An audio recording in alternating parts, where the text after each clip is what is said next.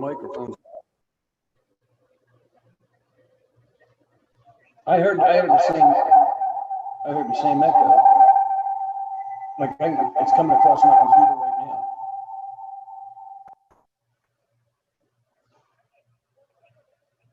Okay, thanks, Mike.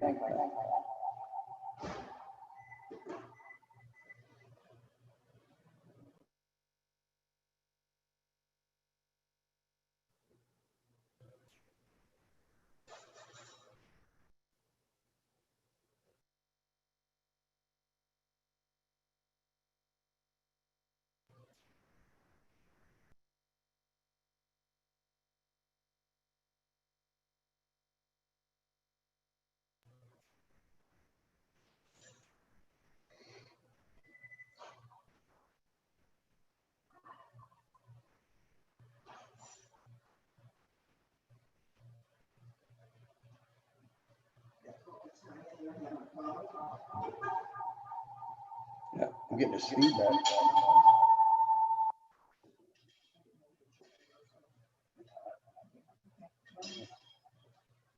Thank you.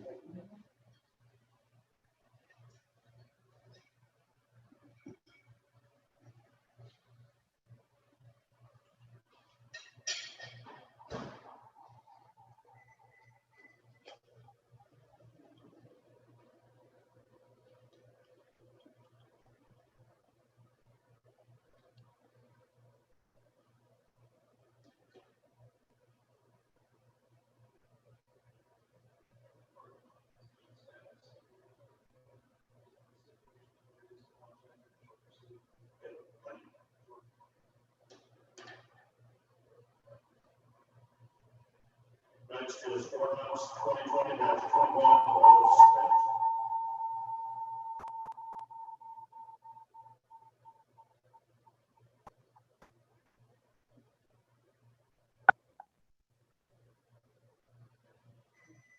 Thank you, Mr. Mayor. This is a continuation of a hearing that and one of the reasons we asked for the continuance after it was comments from I'm not going to any of the meeting. standard in I don't got people talking this meeting. the MPO makes comments on a comp plan change before you make your first reading and transfer. They wanted 21 days, and we sent it off to them. They only came back with some administrative changes to adjust for name changes and things like that in the council. The changes, they were incorporated into the document you have. The purpose of this hearing has been to review the transmittal, the comprehensive plan amendment dealing with and setting your up-to-date of your policies and also your levels of service. And this is the basis for setting up levels of service needed to adopt. And also just generally, we do this on an ongoing basis. We're entering into our evaluation and appraisal period where we'll be redoing the entire comp plan. And this is our starting point. It just aligned with the interest in establishing impact fees for future development. And there are some, this is also Knocked me out of the meeting. I got to try to get back in. language in the policies, make sure that they're accessible and just modern and inclusive. And also to deal with just generally the structure and the numbering of the comprehensive plan. For some reason, over the years since your first plan, they had made the decision to Knocked me out of the meeting. I got to try to get back in. Policies within each element the same.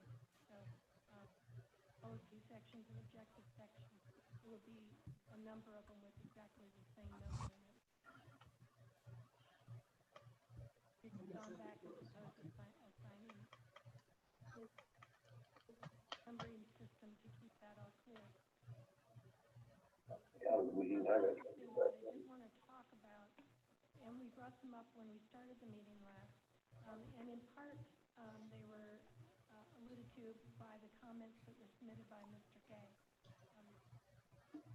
Detailed questions regarding things like policies, proposing parking along 150th. And I wanted to draw your attention to that. Each time we've gone to a hearing on these items, those questions have come up. And we wanted to be open to whatever the community had to comment on them, because this all came out of that adopted master plan that was created for the city back in 2003.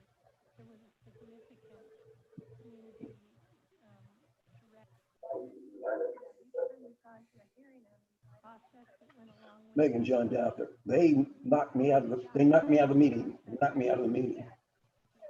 so the specifics of the policies weren't incorporated into your plan or into your land development. I just tried that. I went all the way out and came back, but I'll try it one more time. Hold on.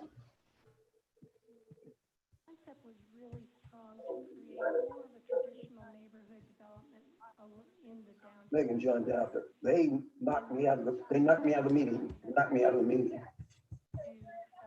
improve pedestrian quality and access to the buildings. The idea of putting parking along. I just tried that. I went all the way out and came back, but I'll try it one more time. Hold on. Is to, making sure you could hear, is to use the cars really as an outside wall to the sidewalk. The buildings, you have the buildings on one side and you have cars next to you on the other, and it takes the hostility out of walking the sidewalk. But in order for it to work, there are a lot of other design considerations that were included in that master plan. Pulling the buildings up closer to the sidewalk, other parking in back. It's not just a means of getting parking. It may not even be a means of getting parking.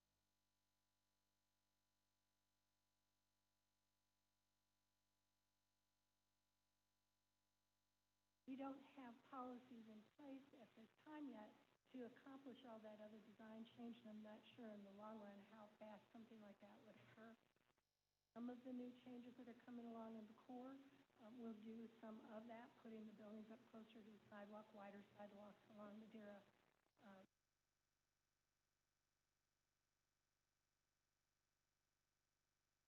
But there are other things in there that we probably will never be able to recommend, such as creating a square or a town circle as you come into town.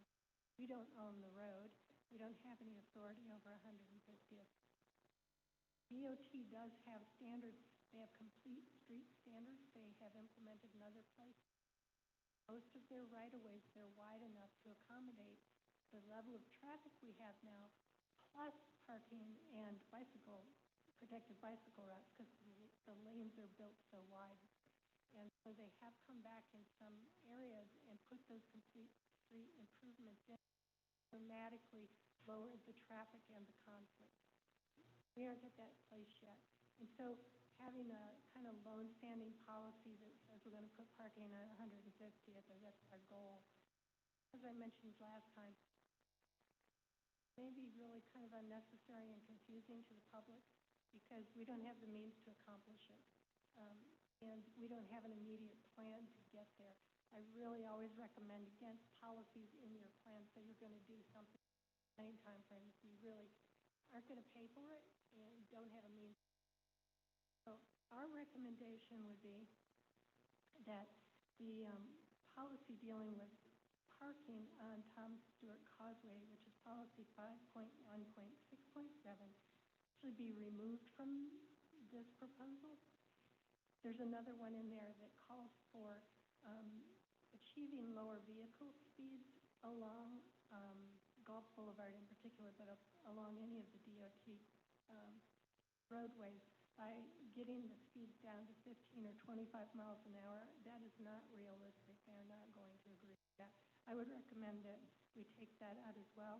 Actually, just making these gradual improvements toward their complete streets naturally lowers the speeds back to where they actually are. Like right now, the problem is that we have them listed at 35 and people drive 40.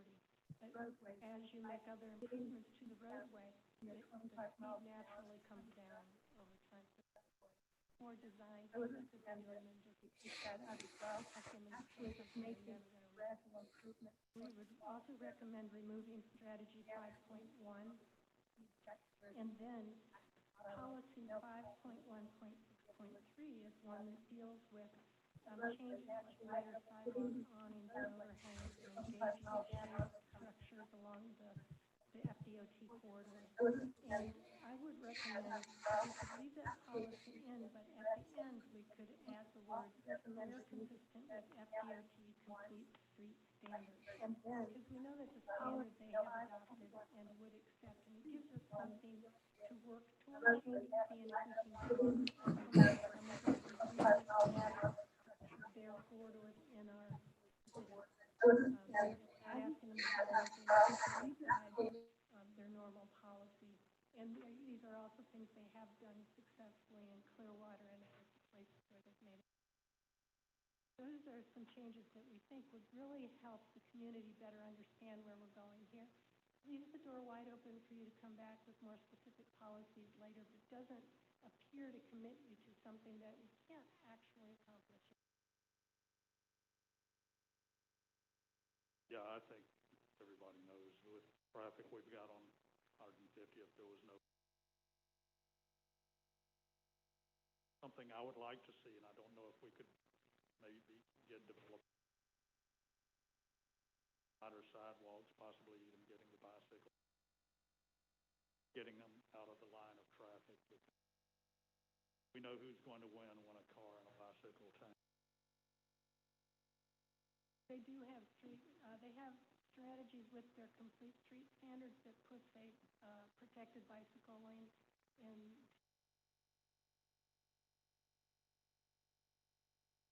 They're very, very unlikely to ever put bicycles on the.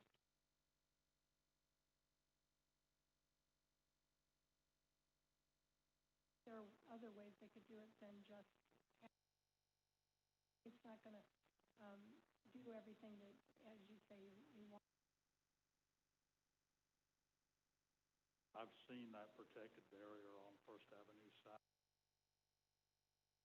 In my opinion, that was the biggest waste of a couple of $1 million. When it's seldom used, and it cuts down lane of traffic for automobiles, and the main reason for street is to move automobiles. That's just my thinking on it, and I safer to have a bicycle duking it out with a pedestrian. You know, you're going to have some scraped elbows and knees maybe, but you're not going to be killed by a vehicle. There's nothing that we can do with that right now, and it would be up to DOT. You know, we can continue to pursue letting them know we're very concerned about these issues and they need some other system than the one we've got, and that we also want to maintain the level of traffic that we've got going. You don't want to restrict it to the point where we're stopping traffic, certainly. There are a lot of other things that we could be doing between now and trolley and transit service times and things of that nature. And as you say, the wider sidewalks would be a big help. Those things are listed here. So if those improvements or those changes would be amenable.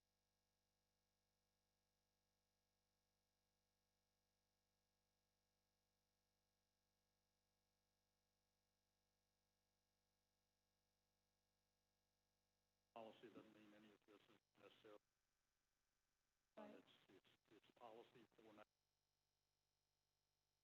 Comes up at a later date. Right. It suggests the strategies we're using to address what kind of changes we'd make to our mobility if we had an impact fee available. Because anything that we use the impact fee for needs to go towards enhancing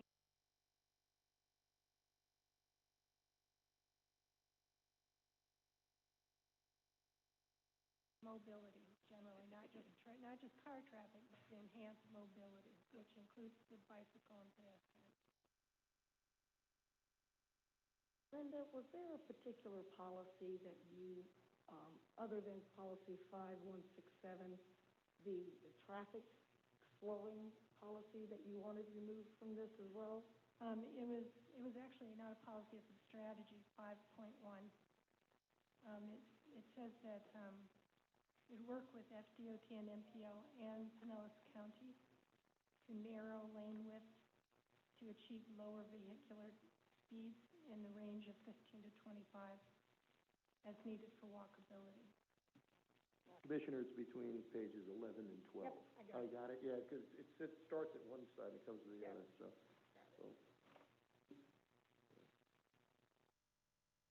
The only thing I have, Linda, that's great, and I have no problem keeping 5.163. And I think it's awesome that you're getting rid of 5.1.6.7, because I think it's going to relieve a lot of heartburn. A lot of people got really charged up on that one, so I'm glad we're going to get rid of it, even though it really could have never probably happened anyway, but let's get it out of there so nobody can try to reinvent it. Yeah, thank you. Thank you, Lynn.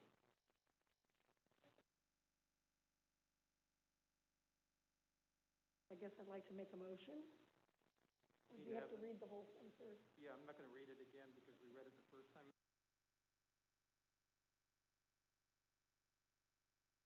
Yeah. Okay. Is there any public comment on this subject?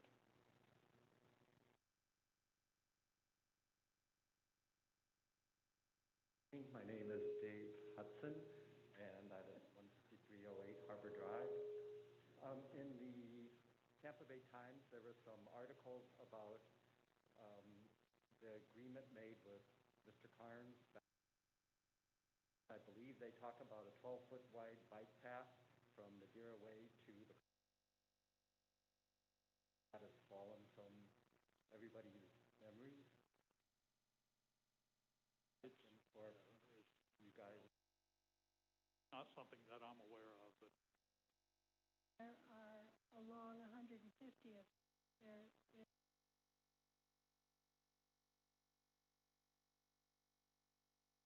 already made all of the improvements.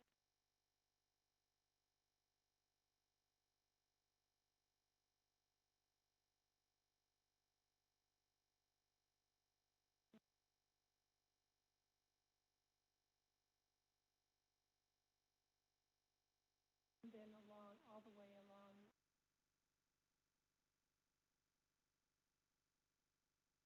Also in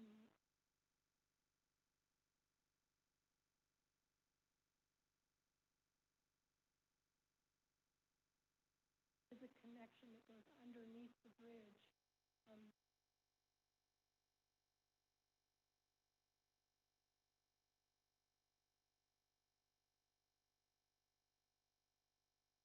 Those improvements will be made as the building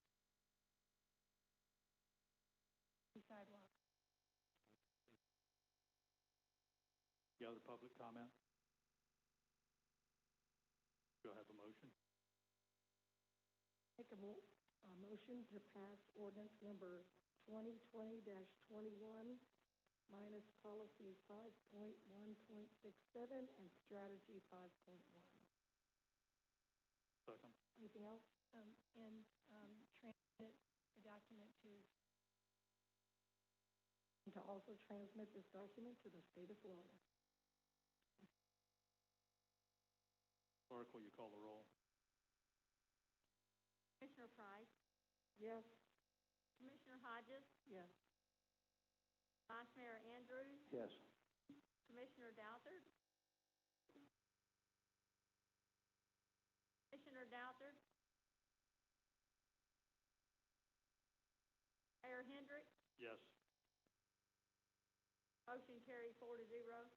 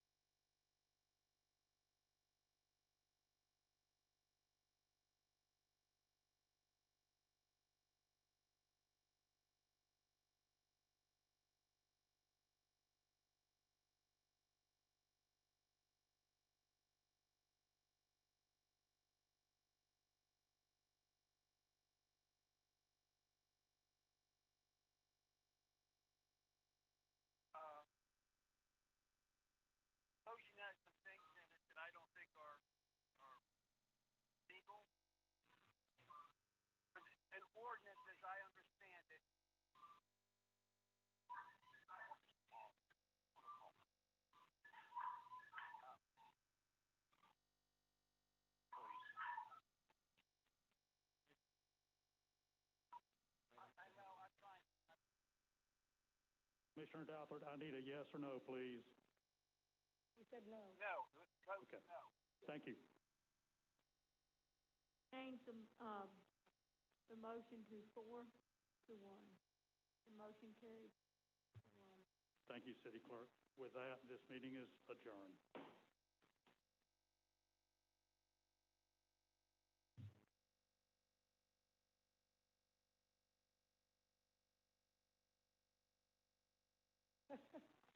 You better set the clock as well, clerk. Clara.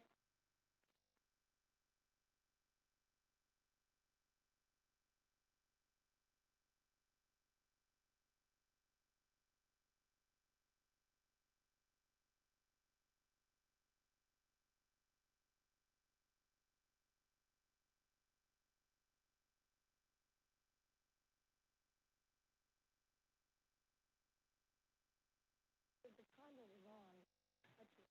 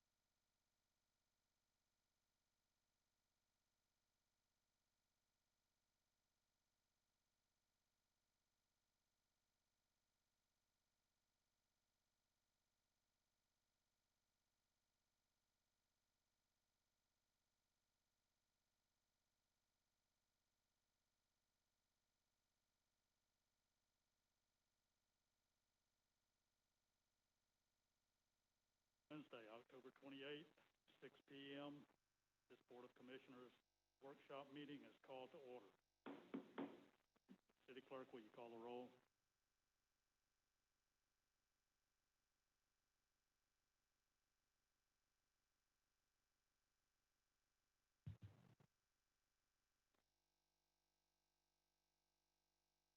Vice Mayor Andrews. Here? Commissioner Price. Here? Commissioner Hodges. Here. Commissioner Douthat. Commissioner Douthat.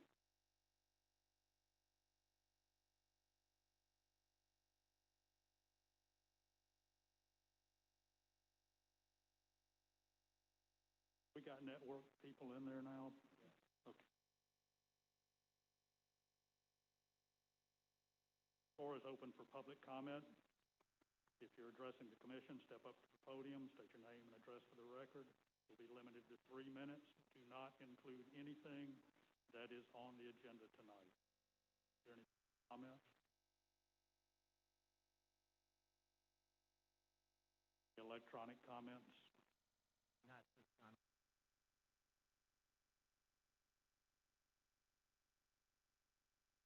First topic for discussion tonight is backyard regulations. Mr. Mayor, if I may, didn't mean to interrupt you. I believe the news people are here, and I'm pretty sure they're not here to discuss backyard regulations. But can we move issue I, the Johns Pass issue, up to the top?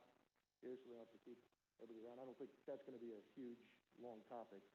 And the reason I put it on there was pretty much for an update on where we are in the process, and a lot's happened in the last 2 weeks since, a lot of good things have happened in the last 2 weeks since we put it on there, but would anybody object to moving that to the top of the agenda? The only problem I have is that representative call in to be a part of this conversation.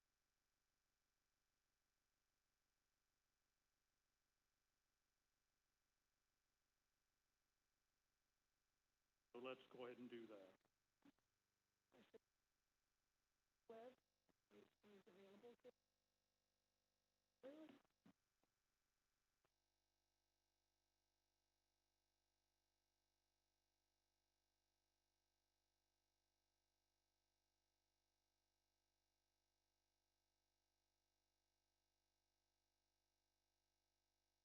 I guess we can discuss this since it's during the meeting. Did you guys, we received an email about this from a resident, about Congresswoman Webb, speaking during an election period here. Tom, did you, I'm sorry. I received it. Yeah, City Attorney Trask, did you read that? It was correspondence about letting an official that's in the middle of an election cycle discuss issues during the election cycle, and being invited to discuss things in front of the board. Is that? So, I didn't read the email, but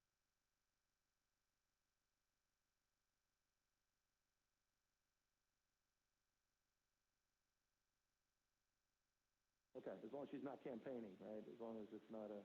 if she's not in here campaigning, Okay, cool. Yeah, I mean, I was kind of intrigued by that email, so that's why I brought it up. no, I did not read it, so I didn't see it. He has been active in this and has been actually, Representative Webb and Senator co-sponsored the bill for our drawings, which governor's desk and was vetoed. I've spoken with them regarding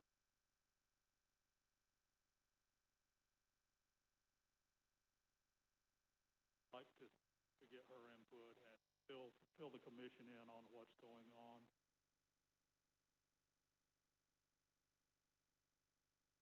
As we get on the phone, I guess we can start some discussion about it on the Johns Pass issues. Vice Mayor Andrews, why don't you go ahead since you had this on here? I know you've got some questions, you've got some input.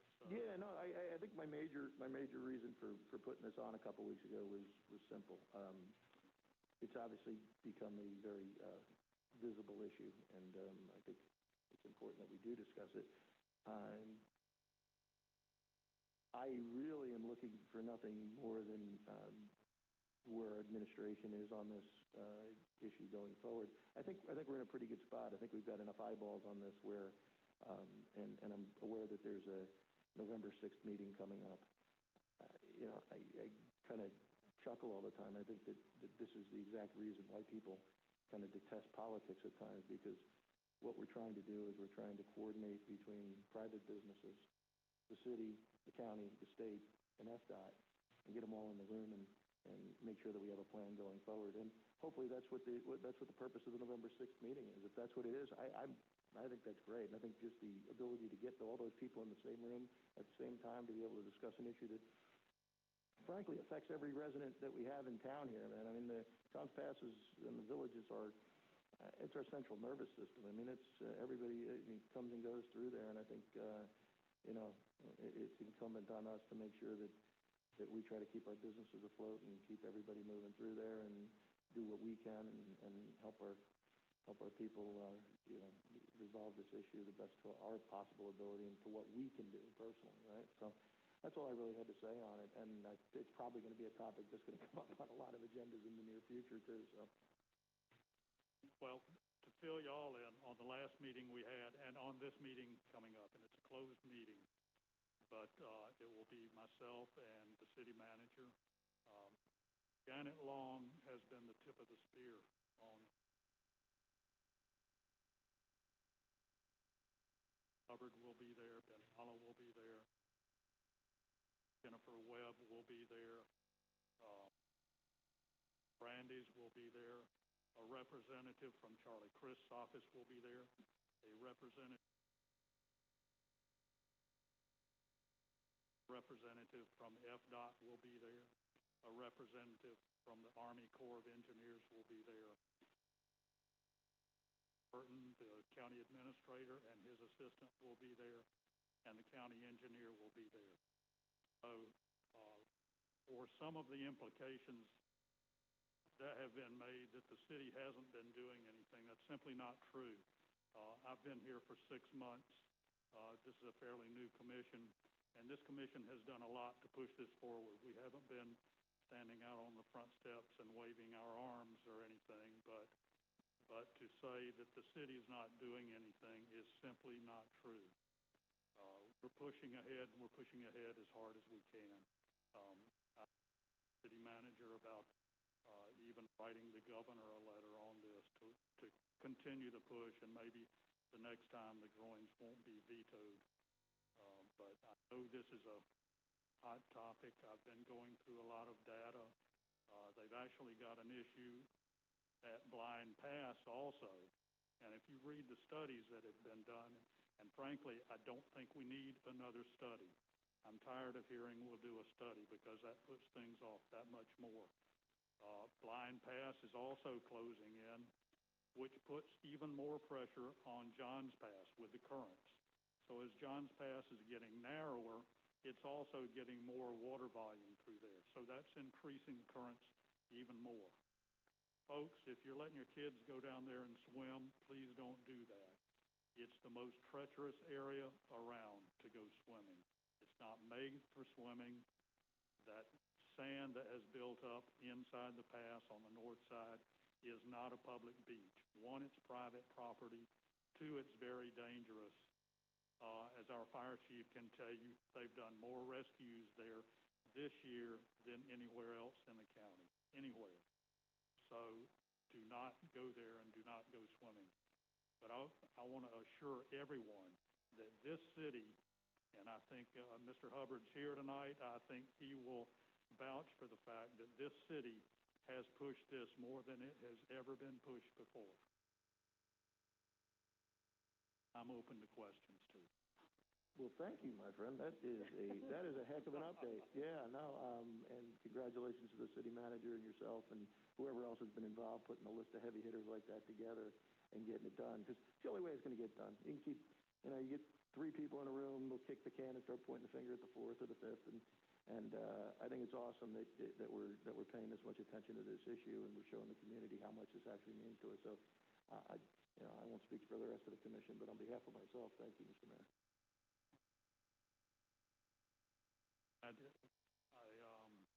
Anyone else have any comments they'd like to make? I have a short one.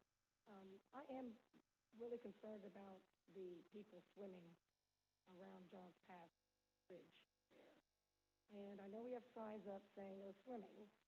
Are we trespassing people off of that beach? What are we doing to make sure they don't get down on that beach? Answer that? Sure. I'm sorry. Go ahead. Well, I was going to say, in all honesty, I'm disappointed that we haven't been trespassing. We've got some kids that are literally jumping off the bridge. They have spotters, and apparently a few have been stopped, and they've been told, don't do that anymore. That's, one about landed on a boat a month or so ago. So I would hope we start citing them, start trespassing them to keep them out of there, because it's such a treacherous area. And our fire chief, maybe you could speak to the point of what we're running into on the swimming in that area and the rescues you guys have made.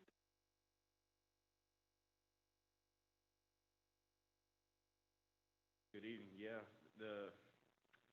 I did an interview shortly, maybe a month ago, 2 weeks ago, with you actually, Mr. Mayor, and the same time frame, January to October of last year, we had 13. This year we have 30, and that's a huge increase. And Johns Pass is now taken over as the #1 water rescue location in the county, so it's an issue. Any questions? Well, can we do what, and Dylan's here too, so maybe he can help. Can we do what they did in Jaws and just put a big sign in the middle, no swimming? It's kind of funny, because at the end of the interview, they asked me if there was anything I'd like to add. I said, look right behind me, there's signs that says no trespassing, no swimming, private property. And where the enforcement lies, I'm not sure. Well, yeah, Dylan, can you come up here real quick? You guys don't mind, do you? I think this is kind of a really precarious issue because it's gonna happen. I mean, we're gonna, so what can you guys do? Can we rope off that area, or what do you guys, you're not running anything off of there, are you? I mean, So we had in the past, first of all, I'd like to say thank you for the whole commission, and especially you, Mr. Mayor, for all the hard work you guys have done. You're correct. This has been a long-term issue, and it's been festering the last 20 years or so, and it's gotten really bad in the last 5 to 10 years. And this commission has definitely done more in a very short amount of time than any previous city commission. So I really appreciate your help on this issue. But you are correct. Right now, there's signs up, there's a lot of warnings up, but there's not a lot of meat behind it. And on a busy weekend, people storm out there. I mean, Sunday we were having an event where we were telling people about the safety issue, and behind us there's 2-year-old kids jumping off the edge of the beach, and literally their parents catching them 10 feet away, thinking it's a game. Sheriff Gutierrez came down there the other day and spoke with Mr. Mala, and he suggested putting up a fence. But the issue that I've had with that in the past, because we've tried that in my lifetime, there was a fence there to stop people from going out on that sand intrusion. But what happens is the sand changes, and then all of a sudden someone has to come out and lengthen that fence. And they even tried to put a fence underneath the DOT property because that embankment underneath the bridge is DOT property, so they were worried about liability, so they tried to fence that off. Sand changed, fence fell down, ended up cutting somebody's foot. They ripped the whole thing out, and they've never tried again. So Mr. Mala and his team don't want people out there because, again, as Mayor Hendricks surmised, it's private property, and the liability is high for him, so he doesn't want people out there. So their team has tried to work with the sheriff to try to get people to come down there and kick people off the beach. But on a busy weekend, on a Saturday, Sunday, there's 75, 100 people out there, and the sheriff would literally have to just do laps, doing nothing but kicking people off that beach, and it's just not realistic. And fencing it off isn't really an option because the fence that we would be able to put up on our property or on Mr. Mullins' property would end halfway down that beach. It wouldn't stop anybody. You just go around it, and there's a lot of people that visit that beach frequently. Same people come back weekend after weekend after weekend. And then we have the visitor contingent because when a bunch of people are out there hanging out, then more people see it and they think it's a beach, and it really exponentially grows. So I don't know what could be done to stop people from going out there other than removing the sand. well, so this is one of these things that I'm talking about, why people hate politics. Okay, what a tanglement. You guys don't want people there. We don't want people there. Our fire chief doesn't want people there, and Sheriff Gualtieri doesn't want people there. Why are people there? Okay, so that's the issue. So why don't we put the tide's so low now. I mean, you could put signs in the water facing this way, saying, by order of the Pinellas County Sheriff's Department, no swimming in this area. I mean, and rope the damn thing off, and let's get this done because. I mean, there's nobody saying, yeah, it's a good idea, except for the people that go down there and do it. So everybody in authority and everybody that's got something risked here is saying no, but we're allowing people to do it anyway. This seems to be too much entanglement for me. We got to be able to do something. So, I don't know. Right Is it on us? Can we? Trespass people, I mean, can we especially put an the same ordinance people. together and ban it here? I mean, and then it enforced by our folks? I mean, I don't know. How does that work, huh? It's private property right now. And that's also part of the issue is part of that sand buildup is private property, and then a portion of that is DOT easement, where the bridge is and their drain is. So and then part of that is state because there's a little easement between the DOT property and the private property. That's because it's not in the inlet management plan. It's considered state. So there's actually 3 jurisdictions over that sand buildup. So that is wherein lies the problem. If you wanted to build a fence tomorrow, if we wanted to write a check right now and put a fence up, you'd have to talk to 3 different entities to have that fence put up. So that's the issue that we've faced in the past, trying to stop people from going out there. And I've personally tried it with my staff, having my staff go out there and yell at people, but it immediately becomes a fight. And even when I go out there and try to talk to people, immediately it's like, who are you? Screw you, I'm going to stay here. And I couldn't physically do that. It would be a total mental drain trying to fight that battle all day long. Even the police the sheriff has trouble kicking people out of there. And there's a lot more safety issues besides human safety, the marine mammal issue, but I have a lot of public comment, and I don't think now is an appropriate time, so I'll wait. Okay, thank you, Dylan. Thank you. Mr. City Manager, can we talk to FDOT about having the Sheriff's Department trespass the people that are on their property? Sure. I mean, Take this a segment at a time, trespass the people that are on FDOT property. the sheriff might already be authorized, being, obviously a constitutional state officer, and his deputies. So I will check on that and find out. Well, I've run into a problem on the weekends where I have called them and there were kids jumping off the bridge, and the deputy goes and says, "Don't do that anymore," and he leaves. And as soon as he gets out of sight, they're up there jumping off the bridge again. And I found the deputy, and he was not happy that I said something to him about not taking it further with the kids that are jumping off the bridge. But we're dealing with kids that don't, I think they know better. They just, you're invincible at that age. I know I was. So they don't know any better. So we've got to do something that has some teeth down there. And FDOT's a start with that bridge and with their property, frankly. And Mr. Mala also needs to talk to the Sheriff's Department about trespassing people that come onto his property. Once they go over that seawall and they're on his private property, they got no business out there. So we can't just stand by and let them do it. That's my thoughts on it anyhow. I agree. There's also an affidavit that they can fill out giving the sheriff's office the authority to make those arrests for trespassing when it's observed by a deputy. So it supersedes the requirement for somebody to be there to say, yes, they're not allowed on the property. So the assumption is if somebody's down on that beach and they're not authorized by Dylan or one of the tenants that are there, and they have the authority, once that's signed by the Malas, and to make the arrest. So I'll check on that as well. Yeah, maybe we can have somebody go down there that is not so not in uniform, because when they're jumping off the bridge, as soon as they see that uniform, they're taking off.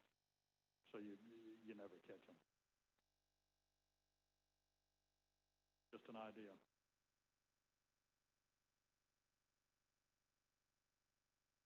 Dylan, could you possibly get Mr. Mala to the Sheriff's Department and You muted it.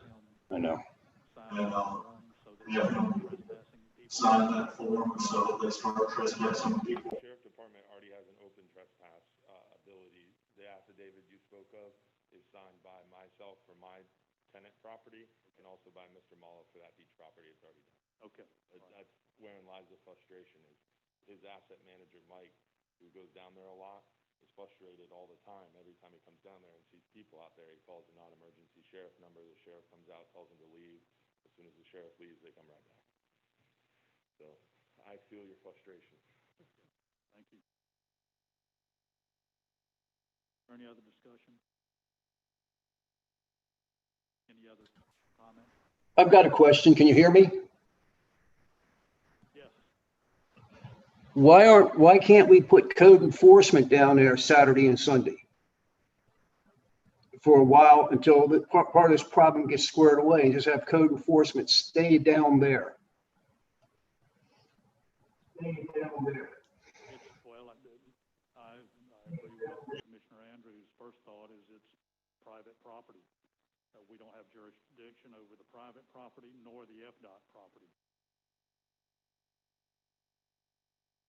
We do have deputies, so that work in our community policing unit, and I can ask that they be assigned down there and deal with the situation. If we get they get in the habit of being down there and people see them, then maybe we'll get more cooperation. Maybe, yeah, maybe with a squad car sitting close to the bridge right there on, when they're doing their paperwork or whatever. Might be a visible presence, might be something. I'll work on that as well. Okay, thank you. Any other comment? I see Representative Webb walk in. Yes, you Yes, did. okay. Representative Webb, do you have something you want to talk about on this Johns Pass issue?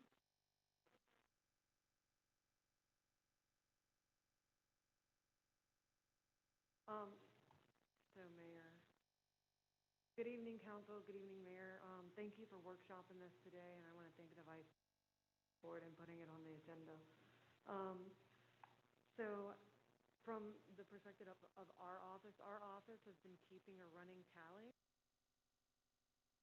We've been making it our responsibility to show up anytime this issue is discussed, because we understand and appreciate that sunshine laws prohibit what you can talk to for one another, but we're here to really help make sure that we're moving this along. We're keeping a running tally of all of the who we've reached out to, who Captain Hubbard has reached out to, and who are stakeholders in this issue. We've also been compiling documents of these that have been done, and I've been working closely with, also reaching out to other experts. So we'll continue to play that role, and we'll continue to pull together everything that we need so that we can advocate safety of our community and the economic prosperity of our businesses in the region. And that's my, Vice Mayor, like I said, thank you for bringing this forward. Do y'all have any questions of my office and what we're engaging with on this? Representative Webb, I had mentioned that you and Senator Brandes had gotten a bill to the governor's desk. It got vetoed, and I know I spoke with you about y'all going forward with that in this next legislative session to try to get that bill back up there. Thank you, Mayor. Absolutely. We will. I'm happy to put forward the extension of the breach groin and the maintenance. We were successful last year, unfortunately, vetoed by the governor. Both myself and Senator Brandes have had this issue and about the importance of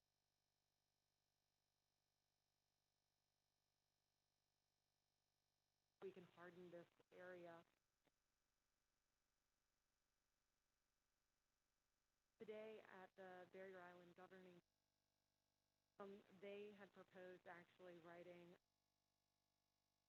for this issue, which I think is very smart, because what we've learned from working on this issue in other areas is that demonstrating that it doesn't just affect one business or that it does have a commercial impact is absolutely essential. And so having the other Barrier Island cities back your argument that this is a regional economic center for our Barrier Islands, and that this is having a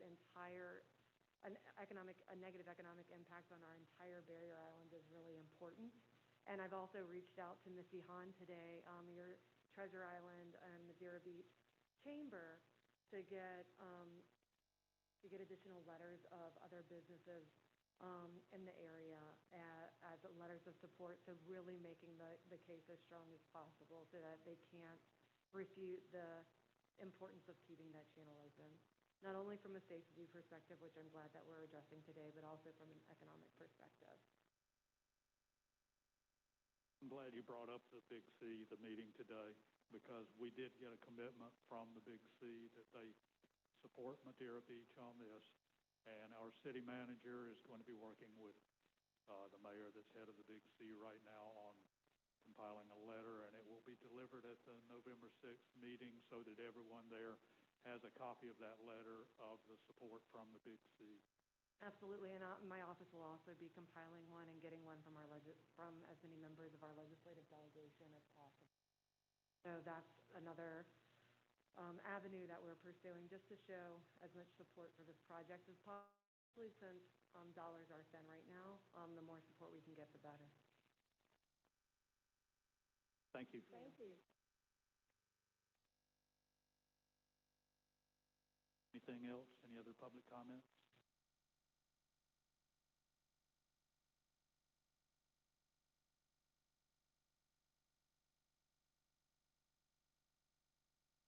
Well, since it's now time for public comment, I appreciate you letting me speak earlier on those earlier issues. And again, I want to thank everybody for their hard work tonight, and Representative Webb and everybody else who's been working hard on this project. Definitely looking forward to November 6th and hopefully walking out of that meeting with some tangible goals and solutions hopefully at play. I understand this is going to be, been a long-term issue, and it's taken a while to get as bad as it's gotten now, and I understand it's going to take a while to fix, but I feel with a little bit of teamwork like we have now, I feel like we can push this ball up the hill and continue this working towards a long-term fix with hopefully a short-term solution. There's a lot of discussion of the safety issue tonight, and I think the plan that I had emailed to you guys before the meeting has a short-term solution that I feel is very viable and that could be accomplished in a short amount of time. And I think it would be an easier accomplishment than trying to build a gate or trying to set up some type of patrol, and I think it would solve our problem a lot quicker. And there is some entities that have approached me about how we get that accomplished, the Phase 1 and Phase 2 plan of removing that sand buildup, so we have a long-term deep water area as we work towards the long-term goal of fixing the jetties, lengthening the jetties, doing the beach groins that the city is already working so hard to do, and then having FDOT address their buildup of the material they left behind in 2010 after the construction of the bridge, and then ultimately addressing the drainage issues, which will be addressed with longer jetties and established beach groins. So that short-term solution being Phase 1 of dredging that private property area that obviously no one has the ability to do except for the private property owner and the tenant. That area has already been permitted, and that permit is very easily reactivated. Unfortunately, if you just dredge that area, it fills back in at a very exponential rate. We saw that last time, about 10 months, it filled back in. In talking to the experts who do this for a living, they felt that if we removed that sand bank from across that private property, state, FDOT, and county area, that we could have maybe a 3 to 5 year solution. Granted, the sand will come back, but that will give us some reprieve while we work towards that longer term plan. So with that short term and long term plan working in conjunction together, I think we could see a more viable, safer, drainage, solid Johns Pass. And as I mentioned earlier, I'm running out of time, but I did want to put on the record that there's a big issue with marine mammal safety. And I've had a lot of different NGOs reach out to me and environmental groups that were looking at studying the impacts to our manatees and dolphins with that increased tidal flow and the sand intrusion blocking historical manatee migration routes. Thank you. I appreciate your time. Need some more time. Go ahead, please. Okay. So the marine mammals, especially manatees, in Bogaciega Bay, they use Johns Pass as their main highway to exit this area and head north to the springs in the winter. So as the weather gets colder, those manatees are going to start leaving. I watched it myself yesterday, or not yesterday, this past week from the boardwalk. Manatee heading north or heading west out of the pass along the north seawall, right where all those boats are. They cruise the end of the docks, and then when they come to our dock, they go right up to the seawall underneath our main dock and out the bridge. With that sand there, they literally just hit that sand and take a hard left and go immediately into the middle of the channel, and they hug the beach as close as they can, but that sand extends a third of the way into the channel. So now you have a slow-moving manatee right alongside one of the busiest channels and heaviest boat traffic areas with an extremely increased current rate. So it's a really big marine mammal problem. We're going to either see a young child or an adult swept out to sea, or we're going to see boat strikes happen on our manatees and dolphins. And I feel like the safety issue is multifaceted for that reason. the drainage issues you guys know about, the accessibility issues you guys know about. I think we've all gone over the rest of this pretty, I don't want to beat a dead horse. So I appreciate your time tonight, and I appreciate all your hard work, and I look forward to continuing this. Thank you.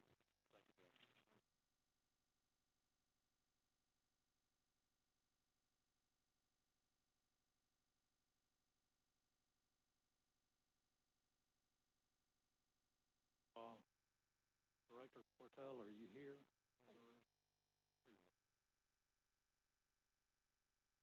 Next topic for discussion is backyard regulation.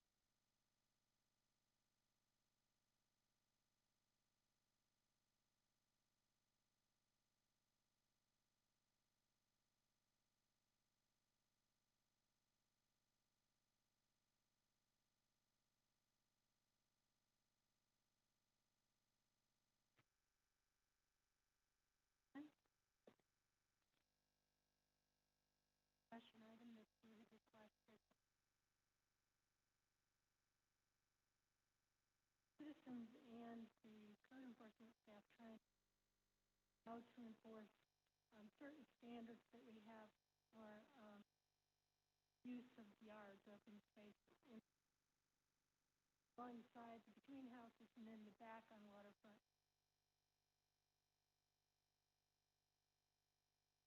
You proposed amendment for definition of hedges to try to help out finding the difference between a hedge and just a series of growth or a cluster of growth, and also to provide for standards that were a little more reflective of the type of landscaping that we have in those. All of this has kind of come to a head because over the years, people have begun putting things up in their backyards. And, of course, in code enforcement, the staff doesn't really know about what's in the backyard until somebody complains about it. So there's a certain portion of code enforcement that is always neighborhood complaint driven. Don't go inspecting people's yards to look for code enforcement issues. If we find in the process of working someplace where the code enforcement people are obligated to, well, we don't go around inspecting everybody's yard. It kind of ends up in an uneven enforcement situation. That's always going to be the case with backyard-oriented. So I had mentioned to you before that we should put this item on the workshop agenda because what we're looking at here is a set of community standards. We have standards for how high you want fences to be in the backyard, when the height of the fence drops, what kind of accessory structures you allow in the rear. And it is different in a waterfront yard than it is in a and these are long-standing policies, and because the issue has come up, if we're going to make them clearer or try to do more in terms of compliance by doing more public education, that sort of thing, first need to make sure that you've really looked at the standards and are sure that that set of community standards is reflective of what you think that the community wants to see right now. One of the things I did is I brought to you tonight, and I would love to have gotten it to you earlier, but it took a lot of time. So I've been working on it right up until the end here today, is I know you're always looking to see what are our standards compared to everybody else, especially along the beaches, because over time, and you can see it reading the code, we've been using the same set of codes. Whoever came out here and wrote the first set from the back of the trunk from city to city, because a lot of times the wording is exactly the same thing. Sometimes that's the case because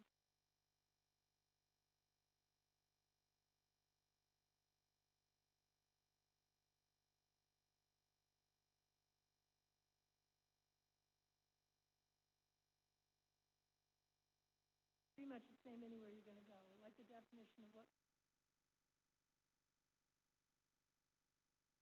these are really important terms that we should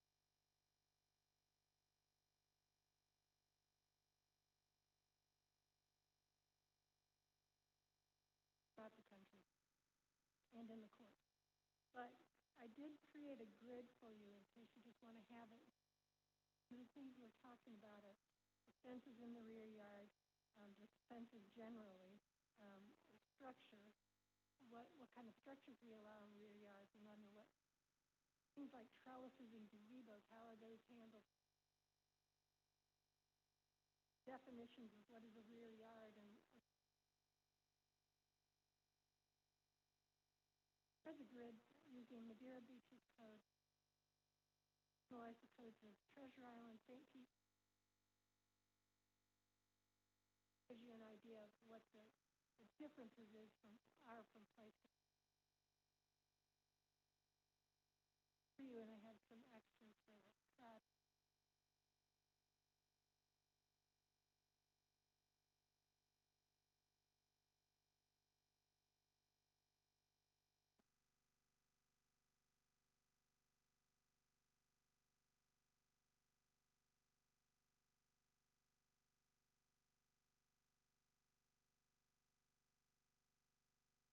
Really.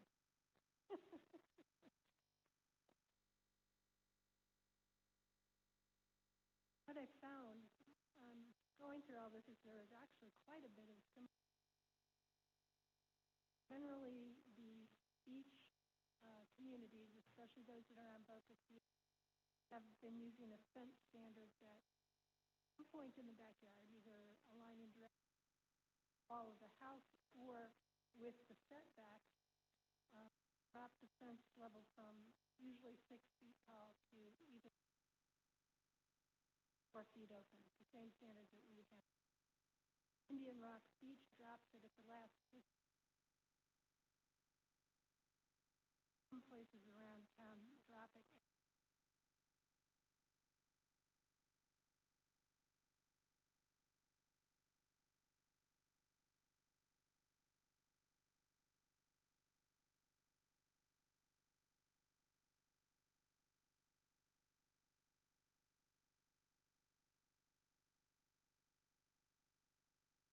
Way too many words in it. And Linda, how do we define rear waterfront yard? I have a yard definition in here. Oh. Yard definition is at the bottom of page 5. Oh, sorry about that. Give me a sec. Our rear yard in our code is the same as most of them. It starts at the back wall of wherever the house is. So from the wall of the house to the outside of the seawall, water's edge of the seawall. And that had created some problems over time. You may remember that was a question that came up some years ago because the definition of yard that starts at the back wall of the house, principal structure, wherever it is. Up until about 3 years ago, the staff had been administering the drop in the peak height, not from the back wall of the house, but from the back of the building setback. So, you have some houses that are built further away from the water, usually the older houses. The newer ones are much bigger houses and almost always go all the way up to the setback. So a lot of these larger, newer houses are building to the setback, and next to them they have a 6-foot fence all the way up. Whereas those who are in older, smaller houses have only 4 feet. And I had the ability of our setting the drop in the fence hard because it doesn't make sense to me that you can't have a 6-foot fence in your side yard, but the neighbor can build a 35-foot. What are you protecting from that? Also, they can put sheds, 8-foot tall sheds in that space. So how is the 6 foot, so just a set now? What's the damage being done by a 6 foot fence? 35 foot house, 40 foot house, or an 8 foot shed in that same space. So in order to get to a point that seems a little bit, everybody the same level of privacy in their yard, move that drop back to the some other, 25 feet, correct? it depends, 25 or 30, depending what district you're in, yes.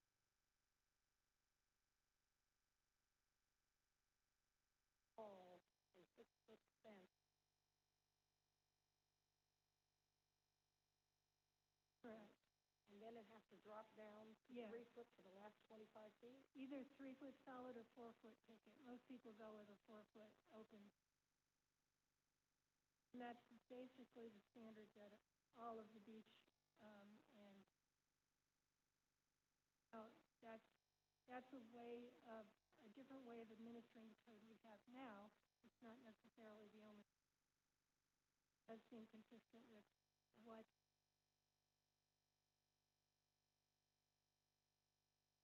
I kind of an open view of from the properties across, but also from the water, not to be looking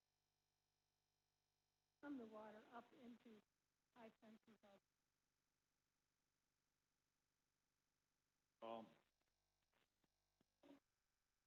One thing I don't see in any of these, in any of the cities, Right, because trees are not a hedge. I mean, you can, and what I had, you'll notice on page 5, starting actually on the bottom of page 4, what I had brought to you before was just a change. Right now, our hedges are defined as a row of shrubs, and then shrubs are defined as woody trunks, things that have grown up. Doesn't really have any relevance or application to the way that we grow. I had suggested that a hedge, sometimes, I'm sure you've all seen them, sometimes people will grow plants, homes, or something of that nature, and a hedge is purpose is that anything that's creating a wall or a boundary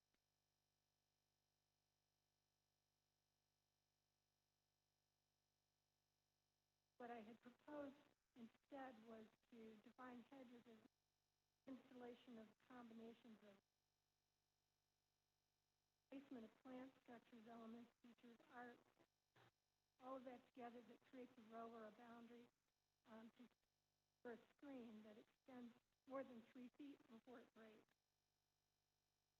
Have a tree, there's always a break. You have to make some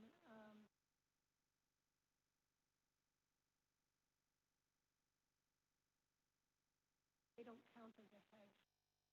The way this is reading, you know, wherever you have a break of 3 feet, that can be.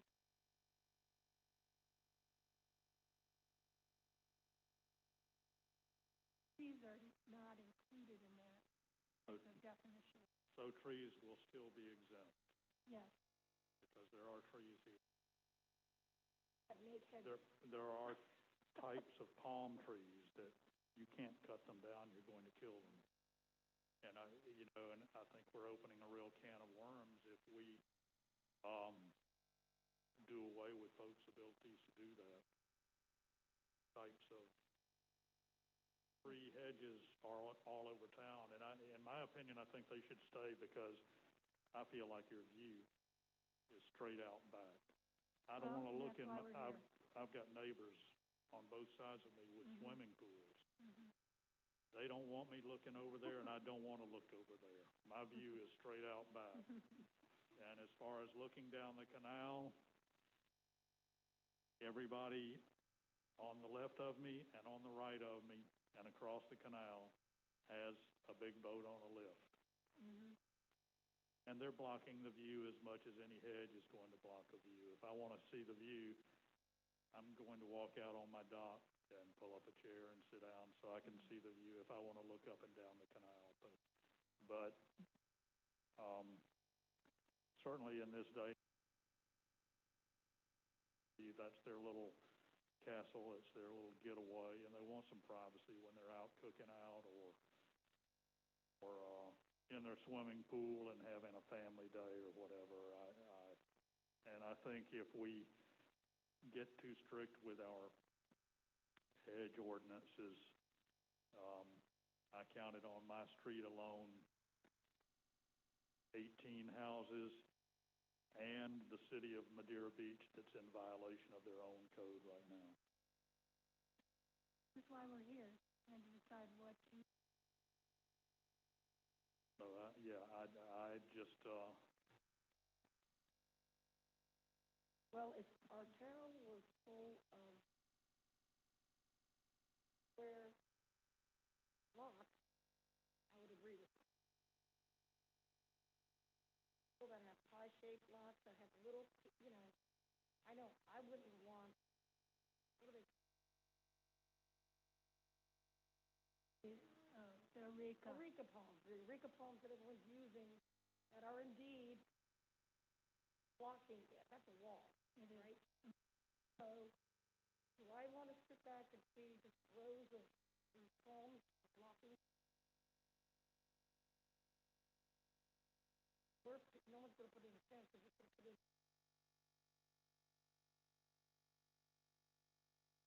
first, which I don't know if you can or not. That being a problem for some people who want to have, they don't have the straight out view that you do.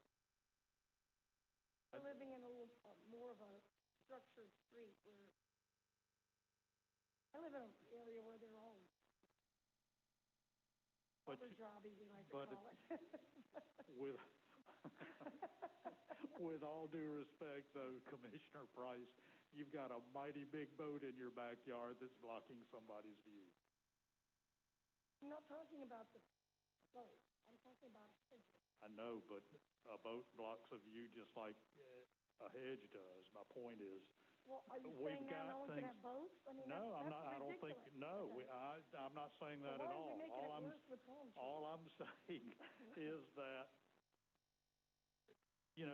we all have to deal with that in some way or another. We can't do away with boats on lifts. This is a boating community.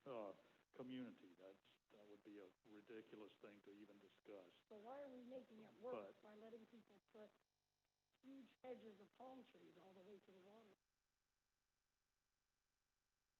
Well, that's something I don't have a problem with, honestly. I know. And the city needs to, if we're going to do this, the city needs to get busy too, because we've got city hedges all over that are way more than any 4 feet tall. They only have to drop down when they're up against the water, right?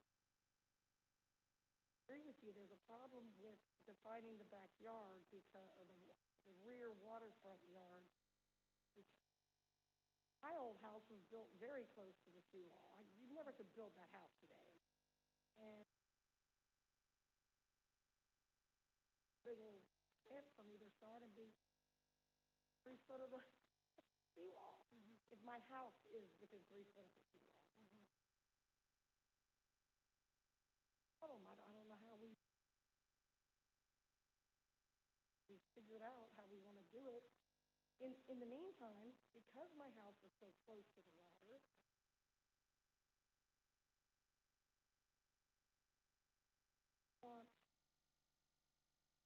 I can't put a privacy fence to my back wall.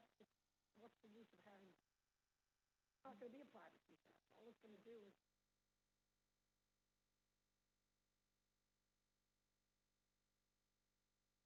I don't know whether there's a way that we can say if your lot is like this, you have this set of rules, if your lot is like that, and or we grandfather some of these things in.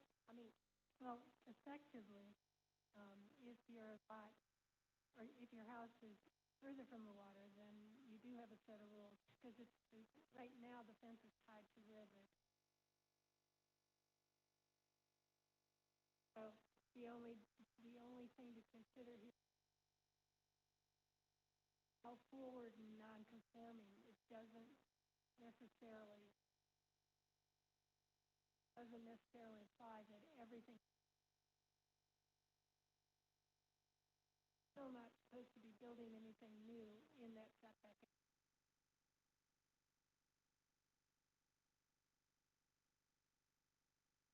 You know, sometimes we do end up interpreting that it's most legally defensible to implement the code. It's always going to be the case in an old city like this. It's been in place since in the mid-30s. We have some challenges, but the main thing is to decide, you know, generally what do you want that standard to be, and we can look at the inconsistencies and try to address those. Usually, when something has been permitted in the past, and we assume actually that it's legal non-conforming until they come in to try to change it. What's been happening in the last few years is that because of when the definition was clarified in 2017, that we needed to be enforcing the drop in the fence at the back wall of the house instead of the setback line. Since they've been doing it the other way before that, there were fences all over town that were 6 foot to the setbacks. And so when those have come in to replace their fence, they've had to change it so that they backed up the 6 foot portion of it. So in some cases, people have just been leaving their old fence up because they didn't want to leave that, you know, lose that last couple panels of 6 foot privacy. So is there maybe a compromise where like we do with the dock, if you get the neighbor on the left and the neighbor on the right to agree with your palm tree all the way to the water? Yeah. I mean, I don't know. That does pose a problem over time, because what you're allowing is you're allowing the neighbors to decide what the zoning is and the regulation on an individual lot. And here in the Deer Beach, more often than getting the neighbors to sign off and approve, we have situations where the neighbors withhold their approval because they just don't get along. That comes up a lot. And then people come in saying that's unfair because my neighbor was able to get it, like the dock. My neighbor was able to get the dock because I'm cooperative, but my neighbor isn't a cooperative, so I can't have it. And usually when you make those changes, it should be tied to the nature of the property, not to the individual who lives there. Okay. Just throwing out everything I have. Yes, I know. Yeah, I had that same question. Or can we grandfather in what's there now? Well, we don't go and enforce, at least with hedges, that's something you're supposed to be maintaining over time. But the height of the fence, we haven't gone around and made people take things down that were permitted legally in the past. If they're putting them up that way now, they have to meet the code. So sometimes, like I said, if somebody comes in and they complain their neighbor's fence is 6 foot high, 15 feet in front of the house towards the water, and we say, well, it was completed under a permit, it was legal when it went up. So unless they're changing it, we don't make them come in and bring it down to height. We assume that it's a legal, non-conforming fence. Would that be the same on a hedge? Yep, the hedges are supposed to be the same, sorry about this. They're supposed to be the same height as whatever the fence height is. So, yes, we would assume that the hedge right next to a fence that's high was allowed to be high as well. But if you are supposed to be maintaining it over time. Well, I'm just saying that if the hedge is trees, these types of trees that Commissioner Price is talking about, if they've got a hedge of trees that you can't cut down, if you can't cut the top out of a palm, it'll kill it. So, yeah, so we have had people come in and thin them out a bit to create some spaces in between them here and there so that they're not serving as a wall or a hedge. We've had several people do that, agree, because their neighbor complained, and they've spaced them out a bit with just trimming them, not from top down, but opening it up a little bit with some gaps so that it's not serving as a hedge.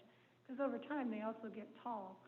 They can be pruned a little bit on the inside underneath, but yeah, you don't usually cut those off flat on top. Well, I think for the sake of being consistent, which we're gonna have to do that, we're gonna have to like get a plan and stick with it and let people do it. There's probably a lot more lots that are not super pie-shaped and would be adversely affected by some palms on either side. So I will, John, you've talked me into it. I will change my mind on that, and I will support.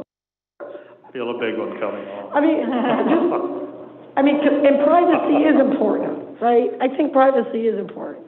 Like my house it actually scared me. You'd open up the back door and take 3 steps, and there was a water. I was like, God, any little kid coming over here, I'm gonna, have to put up something.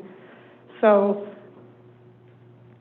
I don't want people looking at me if they don't, not that I do anything back there. There's no room, but people with pools and things of that nature, you definitely want some privacy. So maybe we talk about allowing people. I guess if you're building a opaque fence or greenery to be all the way to the edge, I don't think I want to see our town have walls to the edge of the seawall all along the way, which is my fear. If we don't make some distinction between a hedge and a wall, because right now the proposed definition for hedge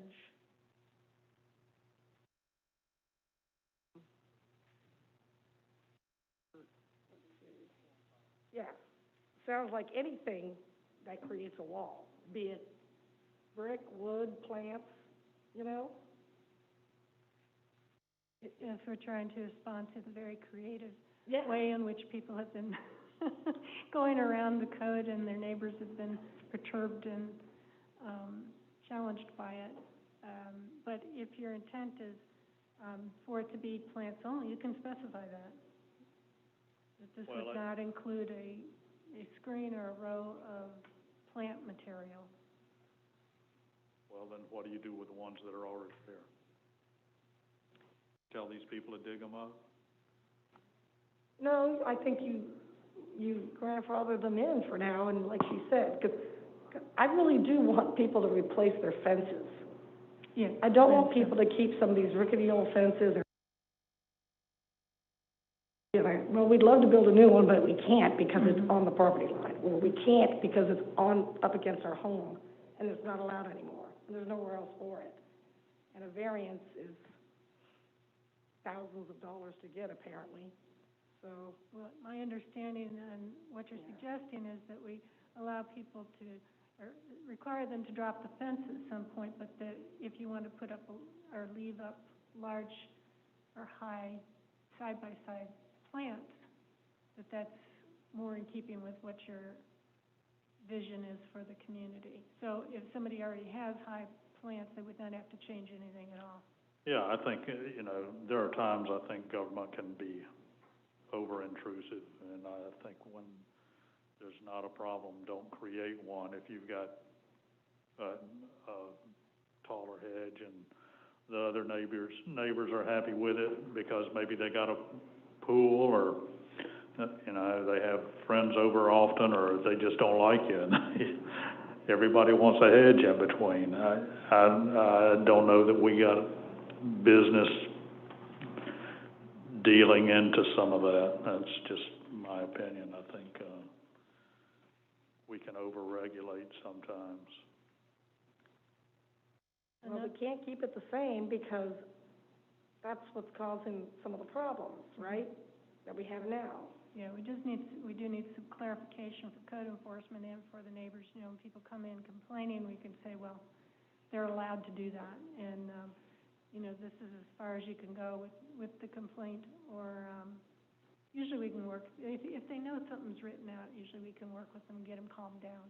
But it's the idea that there's all these standards and somebody's not enforcing on the neighbors. That's a problem, and it's not definitive enough for code enforcement to act in some cases.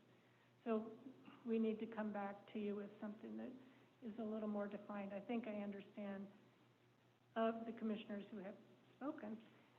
Generally what I'm I'm understanding in regards to fences and hedges, and can bring something back for you to look at more specifically. The other issue is about accessory structures. And I know that you've had people here complaining about the idea of definition of buildings and structures and things like that. The definitions of a building are consistent from city to city because it's really a building standard that's something with walls on the ceiling or a roof.